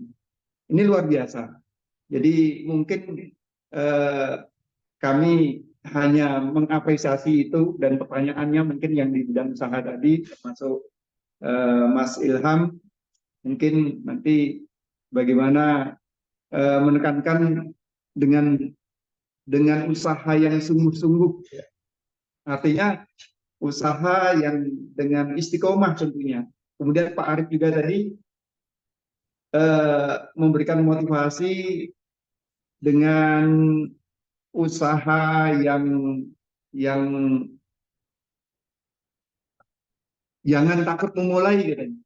Artinya kita diberikan pesan jangan takut memulai. Tapi kami juga memberikan kesan jangan memulai terus gitu. Kalau bisa memang satu usaha itu konsisten dengan produk kita. Jangan kita memulai usaha baru terus, tapi justru usaha yang sudah kita usahakan itu kita harus konsisten untuk memajukan. Ya. Mungkin itu sementara. Terima kasih. Wassalamualaikum warahmatullahi wabarakatuh. Waalaikumsalam warahmatullahi wabarakatuh. Waalaikumsalam warahmatullahi wabarakatuh. Baik, terima kasih Bapak Alip. Mungkin langsung saja dari Pak Aryo dulu ya. Silakan Pak Aryo. Baik, Assalamualaikum warahmatullahi wabarakatuh. Terima kasih Pak Ali Purnomo dan hadirin sekalian. Izin saya mencoba menangkap dalam kondisi sekarang kira-kira bisnis apa nih yang prospek kira-kira gitu ya. Ada beberapa jenis jawaban nih Bapak Ibu sekalian. Yang pertama, jawaban adalah ini setengah berkelakar. Kalau saja saya tahu, tentu saya akan menjalankannya dan sukses kira-kira gitu. Tapi maksudnya gini, yang kedua jawaban adalah nggak ada obat mujarab. Tapi izinkan saya menyampaikan 3 poin. Yang pertama, memang semuanya mulai dari syar'i. Jadi saya setuju banget dan dari Pak Arief dan Iref. Niat, ikhtiar, tawakal. Tugas kita itu aja udah. Kita luruskan niat karena Allah Ta'ala. Kita ikhtiarnya optimalkan. Semua ikhtiar yang halal kita jalankan. Belajar, nyoba, silaturahim, semua nih. Dan dalam hadis itu banyak lah ikhtiar apa saja yang bisa dilakukan. Ikhtiar duniawi juga. Jadi ilmu marketing, ilmu bisnis, ilmu keuangan kita coba pelajarin terus ikhtiar. Hasil Allah. Itu areanya prerogatif Allah Subhanahu wa taala saja lah gitu kan. Makanya tawakal. Setelah kita nih ikhtiar, tawakal kita serahkan. Gitu. Nah, poin kedua adalah mindset. Saya juga mencoba memahami ya, memang sering banget dengar dari teman-teman pebisnis sekarang katakanlah dari level makro gitu ya, tantangannya banyak sekali lah gitu. middle class turun, dan seterusnya. Kita boleh tahu itu, tapi jangan sampai itu mendominasi mindset kita. Dan ini sejalan dengan dorongan kita sebagai orang Muslim untuk berprasangka baik. Kalau harus milih antara positif negatif, tentu kita milih yang positif. Walaupun keadaan sedang tidak baik-baik saja gitu ya. Tapi yakinlah bahwa mesti ada jalan, pasti ada jalan. Siapa yang bersungguh-sungguh pasti Allah kasih jalan keluar gitu kan. Allah sesuai prasangka hambanya. Lagi-lagi itu. Dan kalau kita bicara orang Barat, orang Chinese segala macam, mereka juga punya filosofi yang mirip tuh. Gitu. Di tengah kesemrautan ada peluang gitu. Yakinlah. Dan yang ketiga, framework-nya. Framework bisnis kita. Tadi ada SWOT, ada tadi saya sampaikan beberapa ya gitu. Insya Allah itu banyak framework yang bisa kita gunakan untuk tetap melihat peluang apa yang ada. Kita lihat pas pandemi kemarin banyak usaha yang susah. Tapi teman saya banyak yang mulai usaha dan jalan loh. Sekarang pandemi selesai, offline menggurita lagi. Banyak teman-teman yang usahanya drop. Tapi banyak juga yang mulai. Jadi dalam artinya gini, keadaan makro itu jangan sampai menentukan mikro kita, kira-kira gitu tuh. Kalau boleh, secara singkat itulah kira-kira, Bapak Ibu sekalian. Mohon maaf kalau ada kekurangan. Assalamualaikum warahmatullahi wabarakatuh. Waalaikumsalam warahmatullahi wabarakatuh. Mungkin bisa direspon juga dari Pak Iref. Silakan Pak. Baik, Masya Allah. Terima kasih atas pertanyaannya Pak Alip. Jadi tadi sudah dijelaskan yang Masya Allah luar biasa oleh Mas Aryo ya. Jadi kami melihat secara singkat gini, kami melihat bisnis itu ada sebagian ya, mereka itu profesional ya dan bersungguh-sungguh ikhtiarnya luar biasa. Namun satu sisi mereka masih pakai riba, keuangannya dan sebagainya. Atau di sisi lain mereka ini apa namanya taat kepada Allah ya, tanpa riba segala macam. Namun sayangnya bisnisnya dijalankan dengan apa adanya gitu ya, tidak profesional, tidak scale up ilmunya dan sebagainya. Nah ini kan suatu kondisi yang tidak ideal ya kalau menurut kami. Jadi memang harus dua-duanya tadi yang disampaikan oleh Pak Aryo ya. Pertama tentunya kita harus pastikan bisnis itu sesuai dengan syariah. Tidak melakukan pelanggaran syariat dalam bisnis tersebut seperti riba dan sebagainya. Yang kedua tadi ikhtiar, ya ikhtiar dengan sungguh-sungguh. Ya karena memang sekali lagi itu kan ikhtiar itu kan sebab ya, sebab mendatangkan rezeki. Jadi kita harus mencari sebab-sebab yang bisa mendatangkan rezeki. Ya mungkin itu dari saya. Terima kasih. Jazakallah khairan. Baik, terima kasih Bapak Iref. Mungkin dari Pak Arif, dipersilakan Pak jika ada tambahan. Saya rasa cukup sudah dirangkum oleh kedua pembicara tadi. Terima kasih. Baik Pak Arif. Baik, demikian Pak Alip untuk jawaban dari narasumber kita. Baik, kita ke penanya berikutnya dari atas nama Airin dari Jakarta. Dipersilakan langsung pertanyaannya ya, biar lebih ringkas dan lebih singkat, dan bisa on video jika Ikhwan, dan dipersilakan kepada atas nama Airin. Bismillahirrahmanirrahim. Assalamualaikum warahmatullahi wabarakatuh. Waalaikumsalam warahmatullahi wabarakatuh. Mohon maaf sekali, suara saya kebetulan lagi kurang enak badan. Izin menanyakan, mohon maaf, terima kasih atas kesempatannya untuk diberikan kesempatan bertanya. Izin menanyakan, kami sudah mulai berbisnis sejak tahun 2008 dan mulai perlahan-lahan untuk dikatakan riba yang kami kenal itu beberapa hal itu kebanyakan dari bank. Nah, ada satu atau dua bank yang mengatakan syariah, dan kemudian ada satu bank juga yang sampai dengan saat ini saya mengenal banyak sekali yang menjalankan sunnah itu menggunakan bank tersebut. Mohon maaf belakangnya apakah dari Bapak yang sebagai owner ataupun founder di sini menggunakan bank tersebut itu juga tidak termasuk riba? Satu, yang pertanyaan pertama itu. Yang kedua, dengan berbagai bisnis yang sudah dijalankan apapun itu yang sesuai dengan syariat Islam, kuncinya selama ini yang kami tahu adalah konsisten. Bagaimana mempertahankan sebuah konsistensi ketika naik turunnya sebuah bisnis itu pasti ada. Dan insya Allah kalau seandainya dijalankan dengan tekun,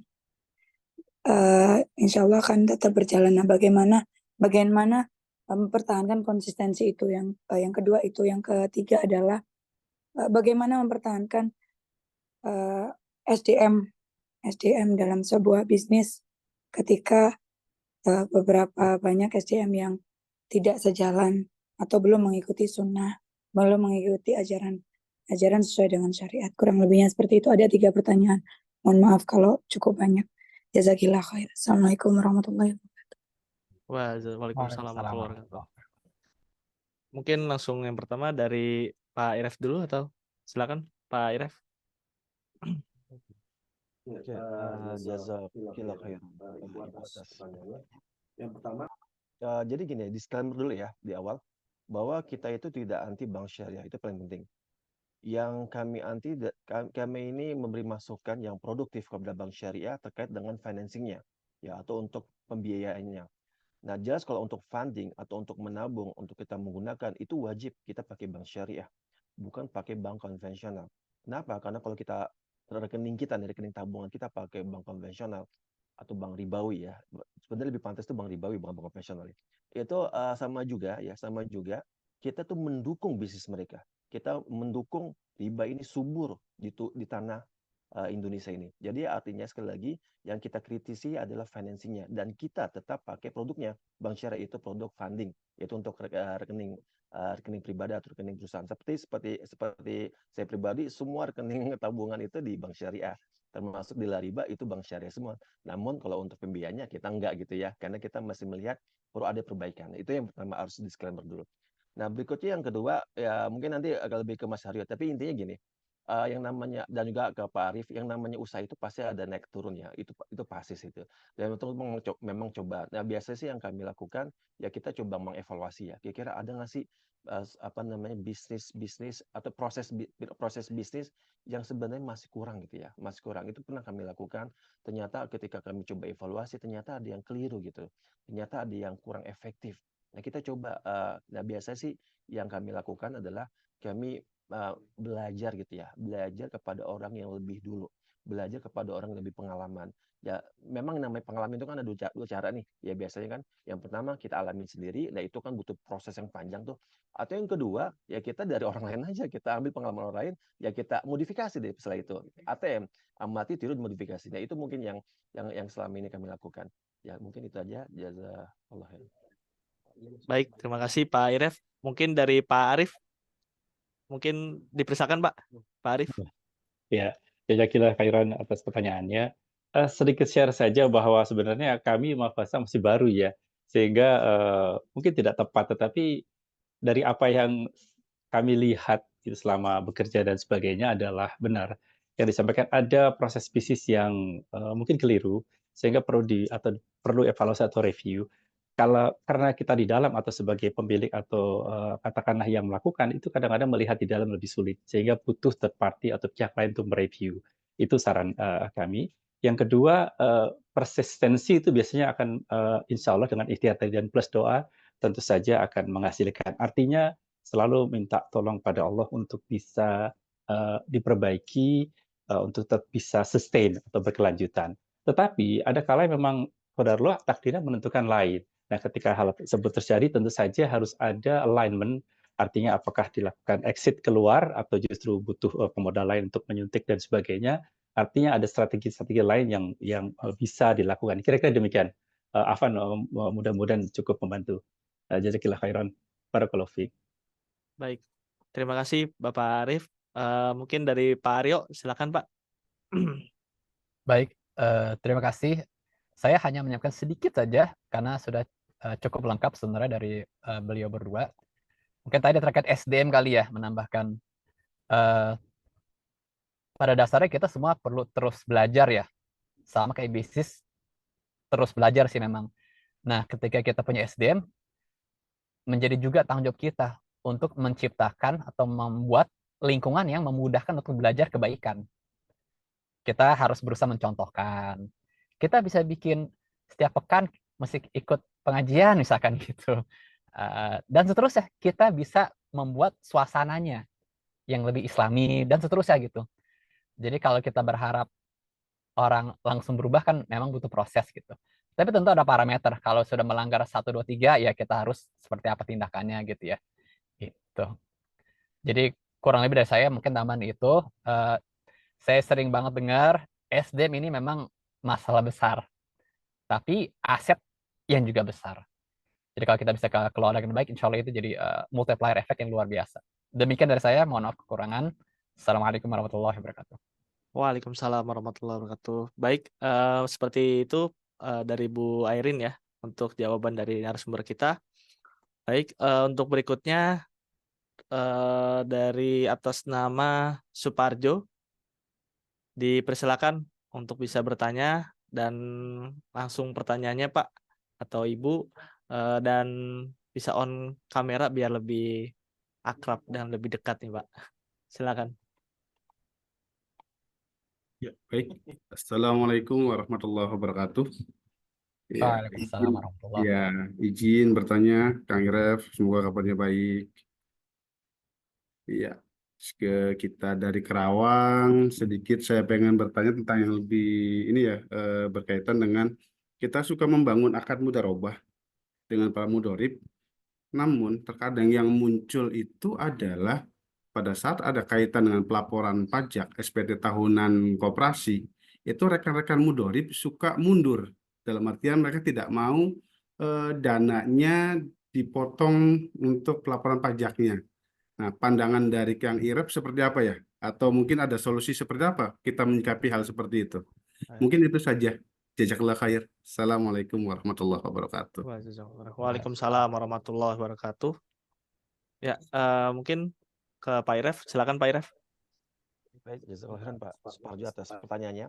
Jadi kalau dari pengalaman kami ya, kami juga sebagai praktisi koperasi syariah, jadi memang pajak itu dalam Islam jelas, itu diharamkan ya. Tapi masalahnya kita tinggal di negara yang mewajibkan pajak ya. Dan itu bisa kena pidana. Jadi kami tinggal berlepas diri aja ya, kami bayarkan pajaknya dan itu nanti negara lah yang bertanggung jawab dunia akhiratnya. Dan karena gini, kalau misalkan kita tidak bayar pajak ya, itu khawatirnya nanti ada orang-orang pajak yang mengecek. Nah, kalau misalkan di kasus kami di Koperasi Lariba, kami kan Masya Allah followernya ya Masya Allah tabarakallah berkat pertolongan Allah ya. Ini bisa dikatakan follower paling banyak ya se-Indonesia untuk koperasi ya, untuk industri koperasi. Nah, ini kan banyak yang melihat nih ya, termasuk orang pajak juga yang melihatnya. Nah, jadi kami nggak nggak mau ya harus bayar pajak gitu ya. Karena ini sebagai ketaatan ya kepada tadi, walaupun kami sebenarnya nggak setuju dengan pajak itu ya, karena jelas dalam Islam. Nah, jadi ya kalau misalkan di versi kami, ya tadi ya pajak itu memang ya gimana lagi, nggak ada jalan keluar ya, selain untuk bayar gitu kan. Iya, Ya betul. kalau nggak kena pidana, malah apa namanya mudorotnya lebih banyak gitu, di Betul, pidana betul. bisa masuk penjara kan ya, nauzubillah min Betul. dzalik. Ya seperti itu. Iya, terima kasih. Jazakallah khair. Ya, wajazakallahu khairan. Mungkin dari Pak Aryo atau Pak Arif ada yang mau menambahkan perihal pajak? Ya, silakan Pak Arif. Tidak, Pak, tidak. Saya mungkin Oh, tidak tepat menjawab mungkin. oh ya, baik Pak Silakan Arif. lanjut. Mungkin dari Pak Aryo. Saya ngikut Pak Baik. Iref pada pas bener. Baik Pak Aryo dan Pak Arif. Baik, untuk pertanyaan berikutnya, ini masih ada waktu. Saya kasih satu pertanyaan lagi ya pada para narasumber ya. Dari atas nama Tulus Pribadi, dipersilakan untuk bisa bertanya. Langsung pertanyaannya Pak, karena waktu kita sudah mau habis. Ya, dipersilakan Pak. Baik, Assalamualaikum warahmatullahi wabarakatuh. Moderator, narasumber, saya syukur sekali. Alhamdulillah, jazakumullah khairan. Salam kenal, saya Tulus Pribadi Pak. Saya owner, founder Raja Barokah. Mungkin nanti kamu pelajari profil usaha saya silahkan. RADJA Barokah. Ada YouTube-nya, websitenya, dan sebagainya. Saya mau sharing saja. Terima kasih. Nanti sekaligus pertanyaan. Apa yang dialami oleh Pak Ari tadi mengenai riba, saya pernah mengalami juga. Bahkan saya pernah minus 1,8 miliar. Tapi alhamdulillah tobat, betul tobat, ngaku salah, Allah menyelesaikan dalam waktu 8 bulan, Pak. Hutang saya 1,8 selesai semua dan sampai hari ini alhamdulillah tidak punya hutang sama sekali. Nah, ini apa namanya berbagi pengalaman. Nah, Ke Lariba, saya ada pertanyaan. Saya kebetulan background saya pensiun baru 2 tahun kemarin, pensiun dini dari Astra Honda Motor, berkecimpung di motor. Saya terakhir RM Manager Jawa Barat. Saya sekarang ini bisnisnya sembako. Alhamdulillah menjaga timbangan, literan, juga kualitas, jujur, amanah. Di situ Allah memberikan pertolongan. Saya ada peluang usaha bisnis, yaitu saya ingin mengajak para masyarakat ini kalau mau beli motor atau mobil itu saya ingin mengajak ke syariah, Pak. Karena masih banyak, hampir 90% itu adalah konvensional semua. Saya banyak meeting dengan leasing-leasing, bahkan leasing itu sekarang jarang yang biaya syariah. Barangkali ke depan kalau dari Lariba ini ada berminat untuk kita bisnis sama-sama untuk mengajak masyarakat secara syariah, baik itu akad kredit motor atau mobil, insya Allah Raja Barokah bisa bersinergi. Kemarin saya sudah berusaha, namanya bikin Raja Barokah Syariah dengan showroom motor baru, tapi ternyata begitu ke BSI juga menggandeng ke MUF, yaitu pembiayaan juga. BSI tidak bisa membiayai langsung. Ini pertanyaan peluang bagi Lariba mungkin menjadi peluang ke depannya. Terima kasih Bapak narasumber, moderator. Alhamdulillah, jazakumullah khairan. Salam kenal. Ya, baik Bapak Tulus pribadi ya, Masya Allah, jazakumullah khairan. Baik, mungkin dari Pak Aryo terlebih dahulu bisa closing statement dulu Pak Aryo. Baik, Bapak Ibu sekalian, terima kasih kepada seluruh pembicara, kepada Lariba, kepada seluruh penanya. Semoga hari ini ada manfaat dan mau berkah bagi kita semua. Juga kita tidak bosan-bosan dan jangan lelah untuk terus belajar. Karena belajar sendiri insya Allah jadi amal kebaikan, dan semoga itu jadi salah satu sebab kita bisnisnya bertumbuh. Dari saya sekian itu saja. Terima kasih Pak Tulus tadi juga menyampaikan informasi menarik. Kalau boleh sedikit menjawab. Dari saya demikian closing statement-nya. Semoga kita bisa bertemu lagi dalam kesempatan yang baik dan belajar terus bersama-sama insya Allah. Kalau ada kekurangan dari saya mohon maaf. Wassalamualaikum warahmatullahi wabarakatuh. Waalaikumsalam warahmatullahi wabarakatuh. Jazakallah khairan Pak Aryo. Mungkin dari Bapak Arif dipersilakan Pak untuk closing statement-nya Pak. Baik, jazakumullah khairan atas waktu dan kesediaannya yang sudah diluangkan moderator Pak Aryo dan Bang Iref serta Bapak Ibu peserta dan penanya ya. Tidak banyak yang perlu kami sampaikan, hanya sekali lagi menggarisbawahi bahwa semua memungkinkan ketika kita punya niat yang lurus, kemudian terus semangat, insya Allah dengan tawakal, sekali lagi tawakal yang sesuai, yaitu ikhtiar dan doa, semua dari kita mampu melakukan apa yang menjadi cita-cita, semoga tetap dimudahkan dan kita senantiasa istiqomah dalam kebaikan dan ketaatan. Saya rasa demikian, Ahwan, kalau jika ada kesalahan, wassalamualaikum warahmatullahi wabarakatuh. Waalaikumsalam warahmatullahi wabarakatuh. Jazakallah khairan Bapak Arif. Baik, mungkin yang terakhir dari Bapak Iref, dipersilakan Pak. Jazakallah khairan Pak Tulus atas pertanyaannya. Jadi untuk kerjasama insya Allah itu dimungkinkan Pak. Mungkin supaya lebih enak, mungkin bisa kita komunikasi lebih lanjut. Nah ini barusan kami sudah WA ya nomor. Kami akan WA Pak, nomor kontak kami di forum chat. Yang mungkin untuk selanjutnya kita bisa komunikasi, termasuk dengan Bapak Ibu lainnya yang kalau bisa kita kolaborasikan. Nah mungkin terakhir dari kami adalah yang disampaikan oleh Mas Aryo dan Pak Arif itu Masya Allah luar biasa. Terakhir yang mungkin yang ingin saya tambahkan sedikit, apapun kondisinya Bapak Ibu usahanya, apakah sedang naik dan semoga nggak sampai turun ya nauzubillah min dzalik, pastikan ya jangan sampai ada riba di dalam bisnis Ibu. Karena banyak sekali kasus yang kami temui, yang mereka sharing ke kami pada saat bisnisnya itu sedang naik dan tergoda untuk membesarkan bisnis kembali dan dia ke riba gitu ya. Dan pada akhirnya apa? Ya memang awal-awalnya bisnis naik gitu ya. Namun pada akhirnya terus menurun bahkan hancur lebur. Jadi jangan pernah sekalipun untuk menyentuh apalagi mencoba terkait dengan riba. Karena itu menghancurkan bukan hanya di akhirat nanti Bapak Ibu kalau tidak bertobat ya. Namun juga dunia akan dihancurkan oleh Allah Ta'ala. Itu janji Allah. Mungkin itu dari kami. Mohon maaf jika ada kurangan. Barakallahu fikum. Baik, terima kasih Bapak Iref. Jazakumullah khairan kepada para pemateri kita, Bapak Aryo, Pak Arif, dan Pak Iref. Afwan, sebelumnya satu ini ada beberapa pertanyaan Pak, untuk khususnya buat Pak Arif. Jadi yang nanya Pak, untuk yang menjadi reseller, ada yang mau beli produk Mafaza, ini gimana Pak ya? Ketentuannya Pak Arif ya? Kita arahkan gimana Pak?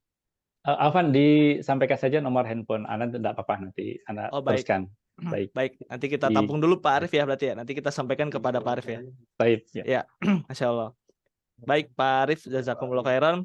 Baik, demikian sesi tanya jawab kita telah berakhir. Mohon maaf apabila keterbatasan waktu webinar ini. Kami mengucapkan terima kasih yang sebesar-besarnya kepada seluruh peserta yang telah bergabung dan aktif berpartisipasi dalam webinar kita ini.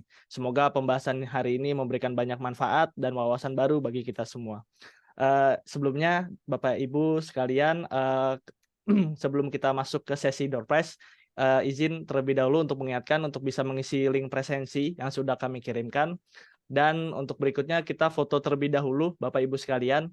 Untuk yang para ikhwan atau bapak-bapak bisa di on video ya, biar bagus kelihatan semua gitu. Untuk ibu-ibu bisa di off kan, nggak apa-apa kameranya. Mungkin sambil nunggu untuk yang lain, ada dari sini ada yang mungkin yang paling jauh daerah mana ya Pak?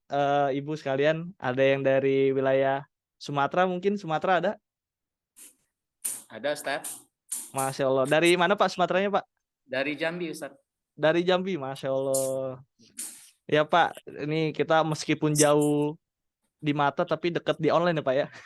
Amin. Iya Pak, Masya Allah. Baik, untuk di wilayah daerah timur mungkin ya. Mungkin daerah timur ada yang Sulawesi. Sulawesi ada nggak di sini ya? Daerah Lombok mungkin ada ya? Lombok ya? Masya Allah, Pak Syarifuddin ya.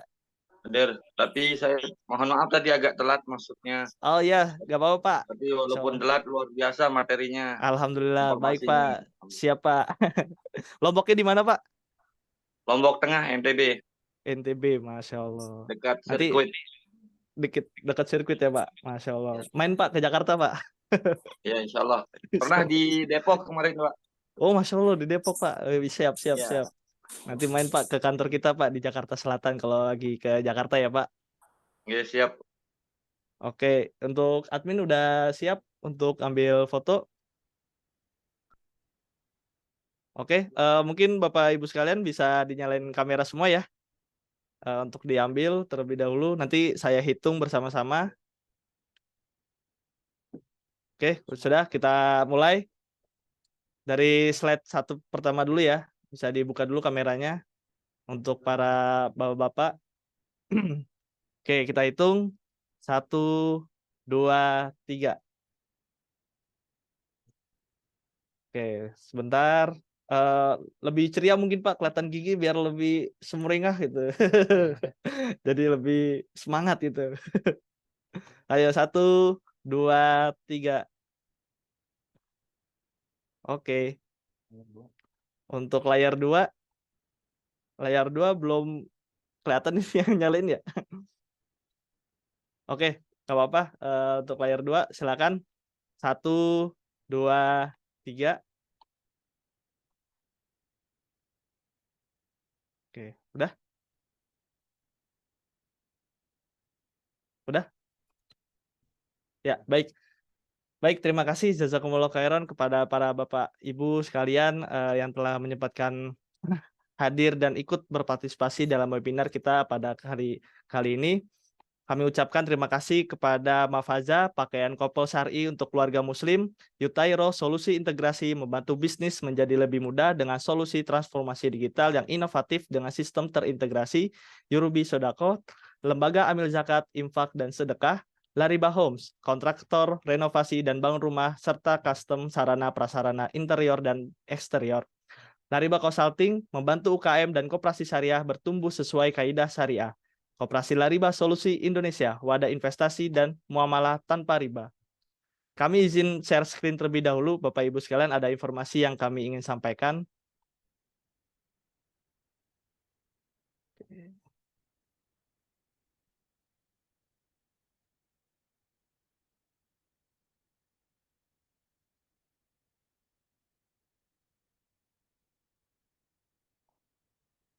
Sudah terlihat ya?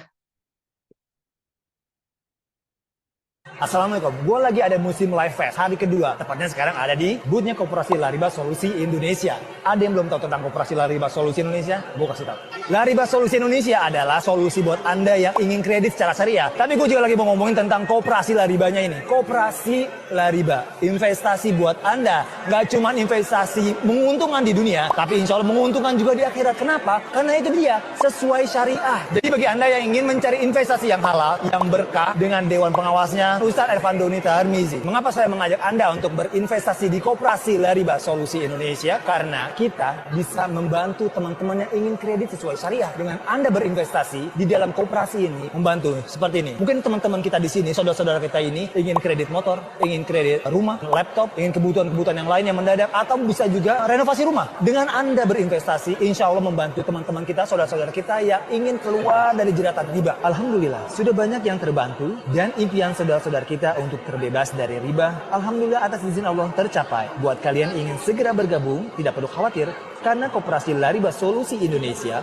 berkomitmen dan serius secara transparan mengelola dan melaporkan keuangannya dengan rutin memberikan laporan keuangan dan dokumentasi akad kepada anggota koperasi LSI. Jadi nggak usah pakai lama. Bagi Anda yang ingin berinvestasi, langsung aja bergabung bersama kami Koperasi Lariba Solusi Indonesia, solusi investasi tanpa riba, tanpa goror, dan bermuamalah tanpa riba. Tanpa riba itu harus. So, let's go.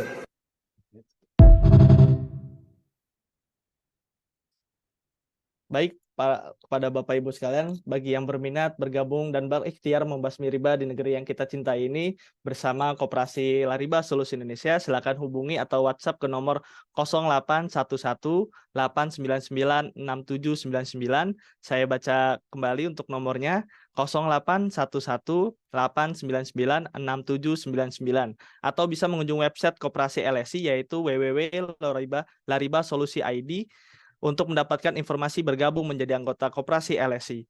Informasi lebih jelas akan kami share ke kolom chat Zoom meeting ini. Baik, Bapak Ibu sekalian, kita masuk di hampir penghujung acara kita, yaitu sesi door prize. Jadi untuk mekanisme sesi door prize ini, peserta menjawab pertanyaan via chat Zoom ya. Via chat, sekali lagi tidak menggunakan audio, jadi di kolom chat. Jadi Bapak Ibu sekalian bisa mempersiapkan kata-katanya di chat terkait pertanyaan yang akan saya tanyakan, dan Bapak Ibu sekalian bisa menjawab secara cepat dan tepat. Jadi tidak hanya cepat ya, tapi tepat juga jawabannya. Dan untuk syaratnya juga harus mengisi presensi terlebih dahulu. Jadi mungkin dipastikan Bapak Ibu sekalian mengisi presensi. Apabila tidak mengisi presensi, maka hadiah bisa dianulir ya. Jadi pastikan sudah mengisi presensi kehadiran untuk bisa mengkonfirmasi untuk hadiah door prize yang disponsori langsung oleh Mafaza. Baik, Bapak Ibu sekalian, udah siap semua? Untuk hadiahnya door prize ini Mafaza pakaian ikhwan ya, pakaian laki-laki, tapi nggak apa-apa ibu-ibu boleh ikut. Nanti bisa buat suaminya atau buat ayahnya. Kalau belum, misalkan ada mbak-mbak di sini, mungkin bisa disimpan dulu nanti buat ayahnya atau nanti pasangannya yang ada gitu. Tapi kalau untuk bapak-bapak bisa nih untuk ikut juga, pastikan menang juga nih, jadi biar ganteng maksimal buat di depan istri dan atau anaknya nih kan. Masya Allah ya. Oke, langsung saja kita ke pertanyaan pertama. Udah siap semua ya? Di kolom chat, mohon dibantu admin untuk bisa melihat respon dari peserta. Pertanyaan pertama, apa kepanjangan dari STP materi yang disampaikan oleh Bapak Aryo? Silakan dijawab.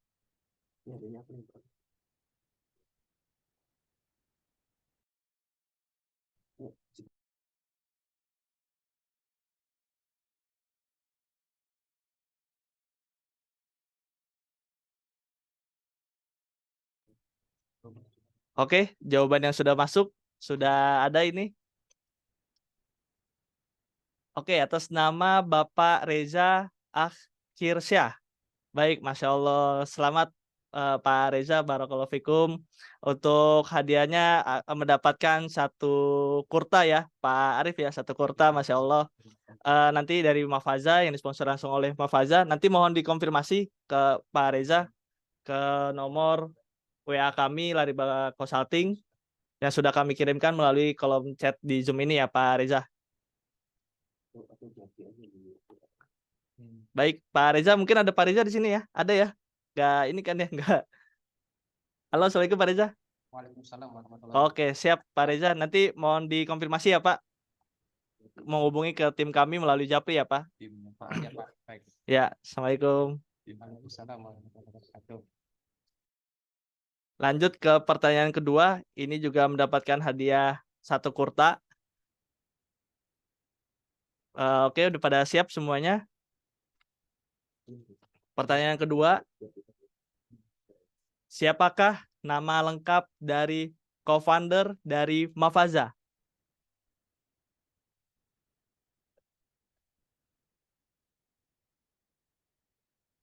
Silakan bisa dijawab. Siapakah nama lengkap dari co-founder dari Mafaza?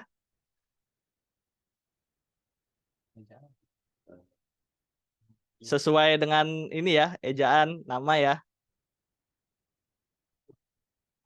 Oke. Ya, sudah ada jawabannya dari Umu Fawas ya.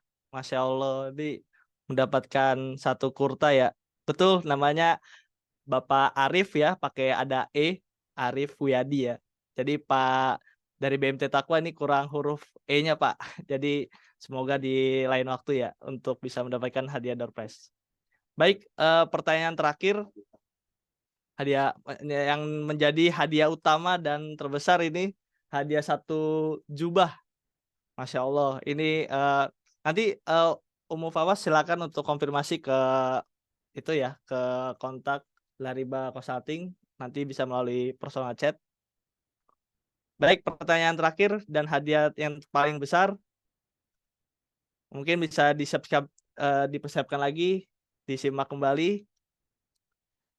Pertanyaan nomor 3, sebutkan 2 akad untuk permodalan syariah. Dipersilakan.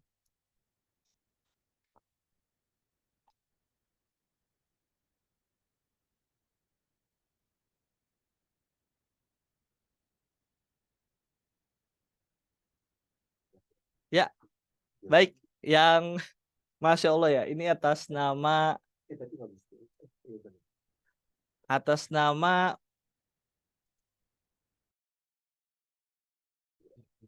ya, Masya Allah, ini menandakan usaha tidak usaha untuk kedua kalinya tuh harus memang menghasilkan ini dari BTM Takwa ya, Masya Allah. Ini awalnya salah jadi yang ketiga nih dan dapat yang terbesar, Masya Allah. Ini rezekinya Bapak BTM Takwa. Mungkin bisa saya ingin sapa dulu atas nama BTM Takwa. Bapak siapa atau Ibu ini ya? Halo? Ya, mungkin nggak bisa untuk on mic ya. Baik, dipersilakan kepada para pemenang untuk bisa mengkonfirmasi hadiahnya kepada personal chat ke nomor Lariba Consulting. Alhamdulillah, ini disponsori langsung oleh Mafaza. Pakaian couple syar'i untuk keluarga muslim. Masya Allah. Semoga Mafaza bisa diberikan menjadi fashion yang lebih baik lagi, digemari masyarakat dan menjadi pilihan masyarakat muslim di Indonesia maupun di dunia. Amin, amin, ya rabbal alamin. Baik, mungkin itu menjadi akhir acara kita semua. Bapak Ibu yang dimuliakan Allah Ta'ala, alhamdulillah dengan ini berakhir pula webinar kita pada pagi hari ini. Kami dengan senang hati menampung masukan serta topik-topik menarik dari Bapak Ibu untuk acara webinar kita berikutnya. Ucapan terima kasih juga kami sampaikan kepada para narasumber yang Masya Allah luar biasa telah berkenan bergabung bersama kita, berbagi ilmu dan pengetahuan baru. Jazakumullah khairan. Bapak Aryo, Bapak Arif, Bapak Iref. Kami ucapkan juga semua terima kasih kepada sponsor yang telah mendukung acara ini bisa berjalan dengan baik dan lancar.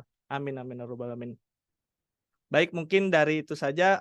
Mungkin dari saya pribadi ingin menyampaikan sesuatu. Bila ekonomi konvensional mampu mengubah dunia, maka ekonomi syariah mampu mengubah peradaban dunia. Akhir kata, saya Fikri Lufian, kurang lebihnya mohon maaf. Apabila ada kesalahan, kata, perbuatan yang disengaja maupun tidak sengaja, mohon dimaafkan. Kurang lebihnya mohon maaf. Assalamualaikum warahmatullahi wabarakatuh. Sampai bertemu kembali di acara webinar yang akan datang. Waalaikumsalam warahmatullahi wabarakatuh. Hatur nuhun. Terima kasih. Alhamdulillah jazakallahu khairan. Cukup canggih dan juga terjadi Para izin pamit.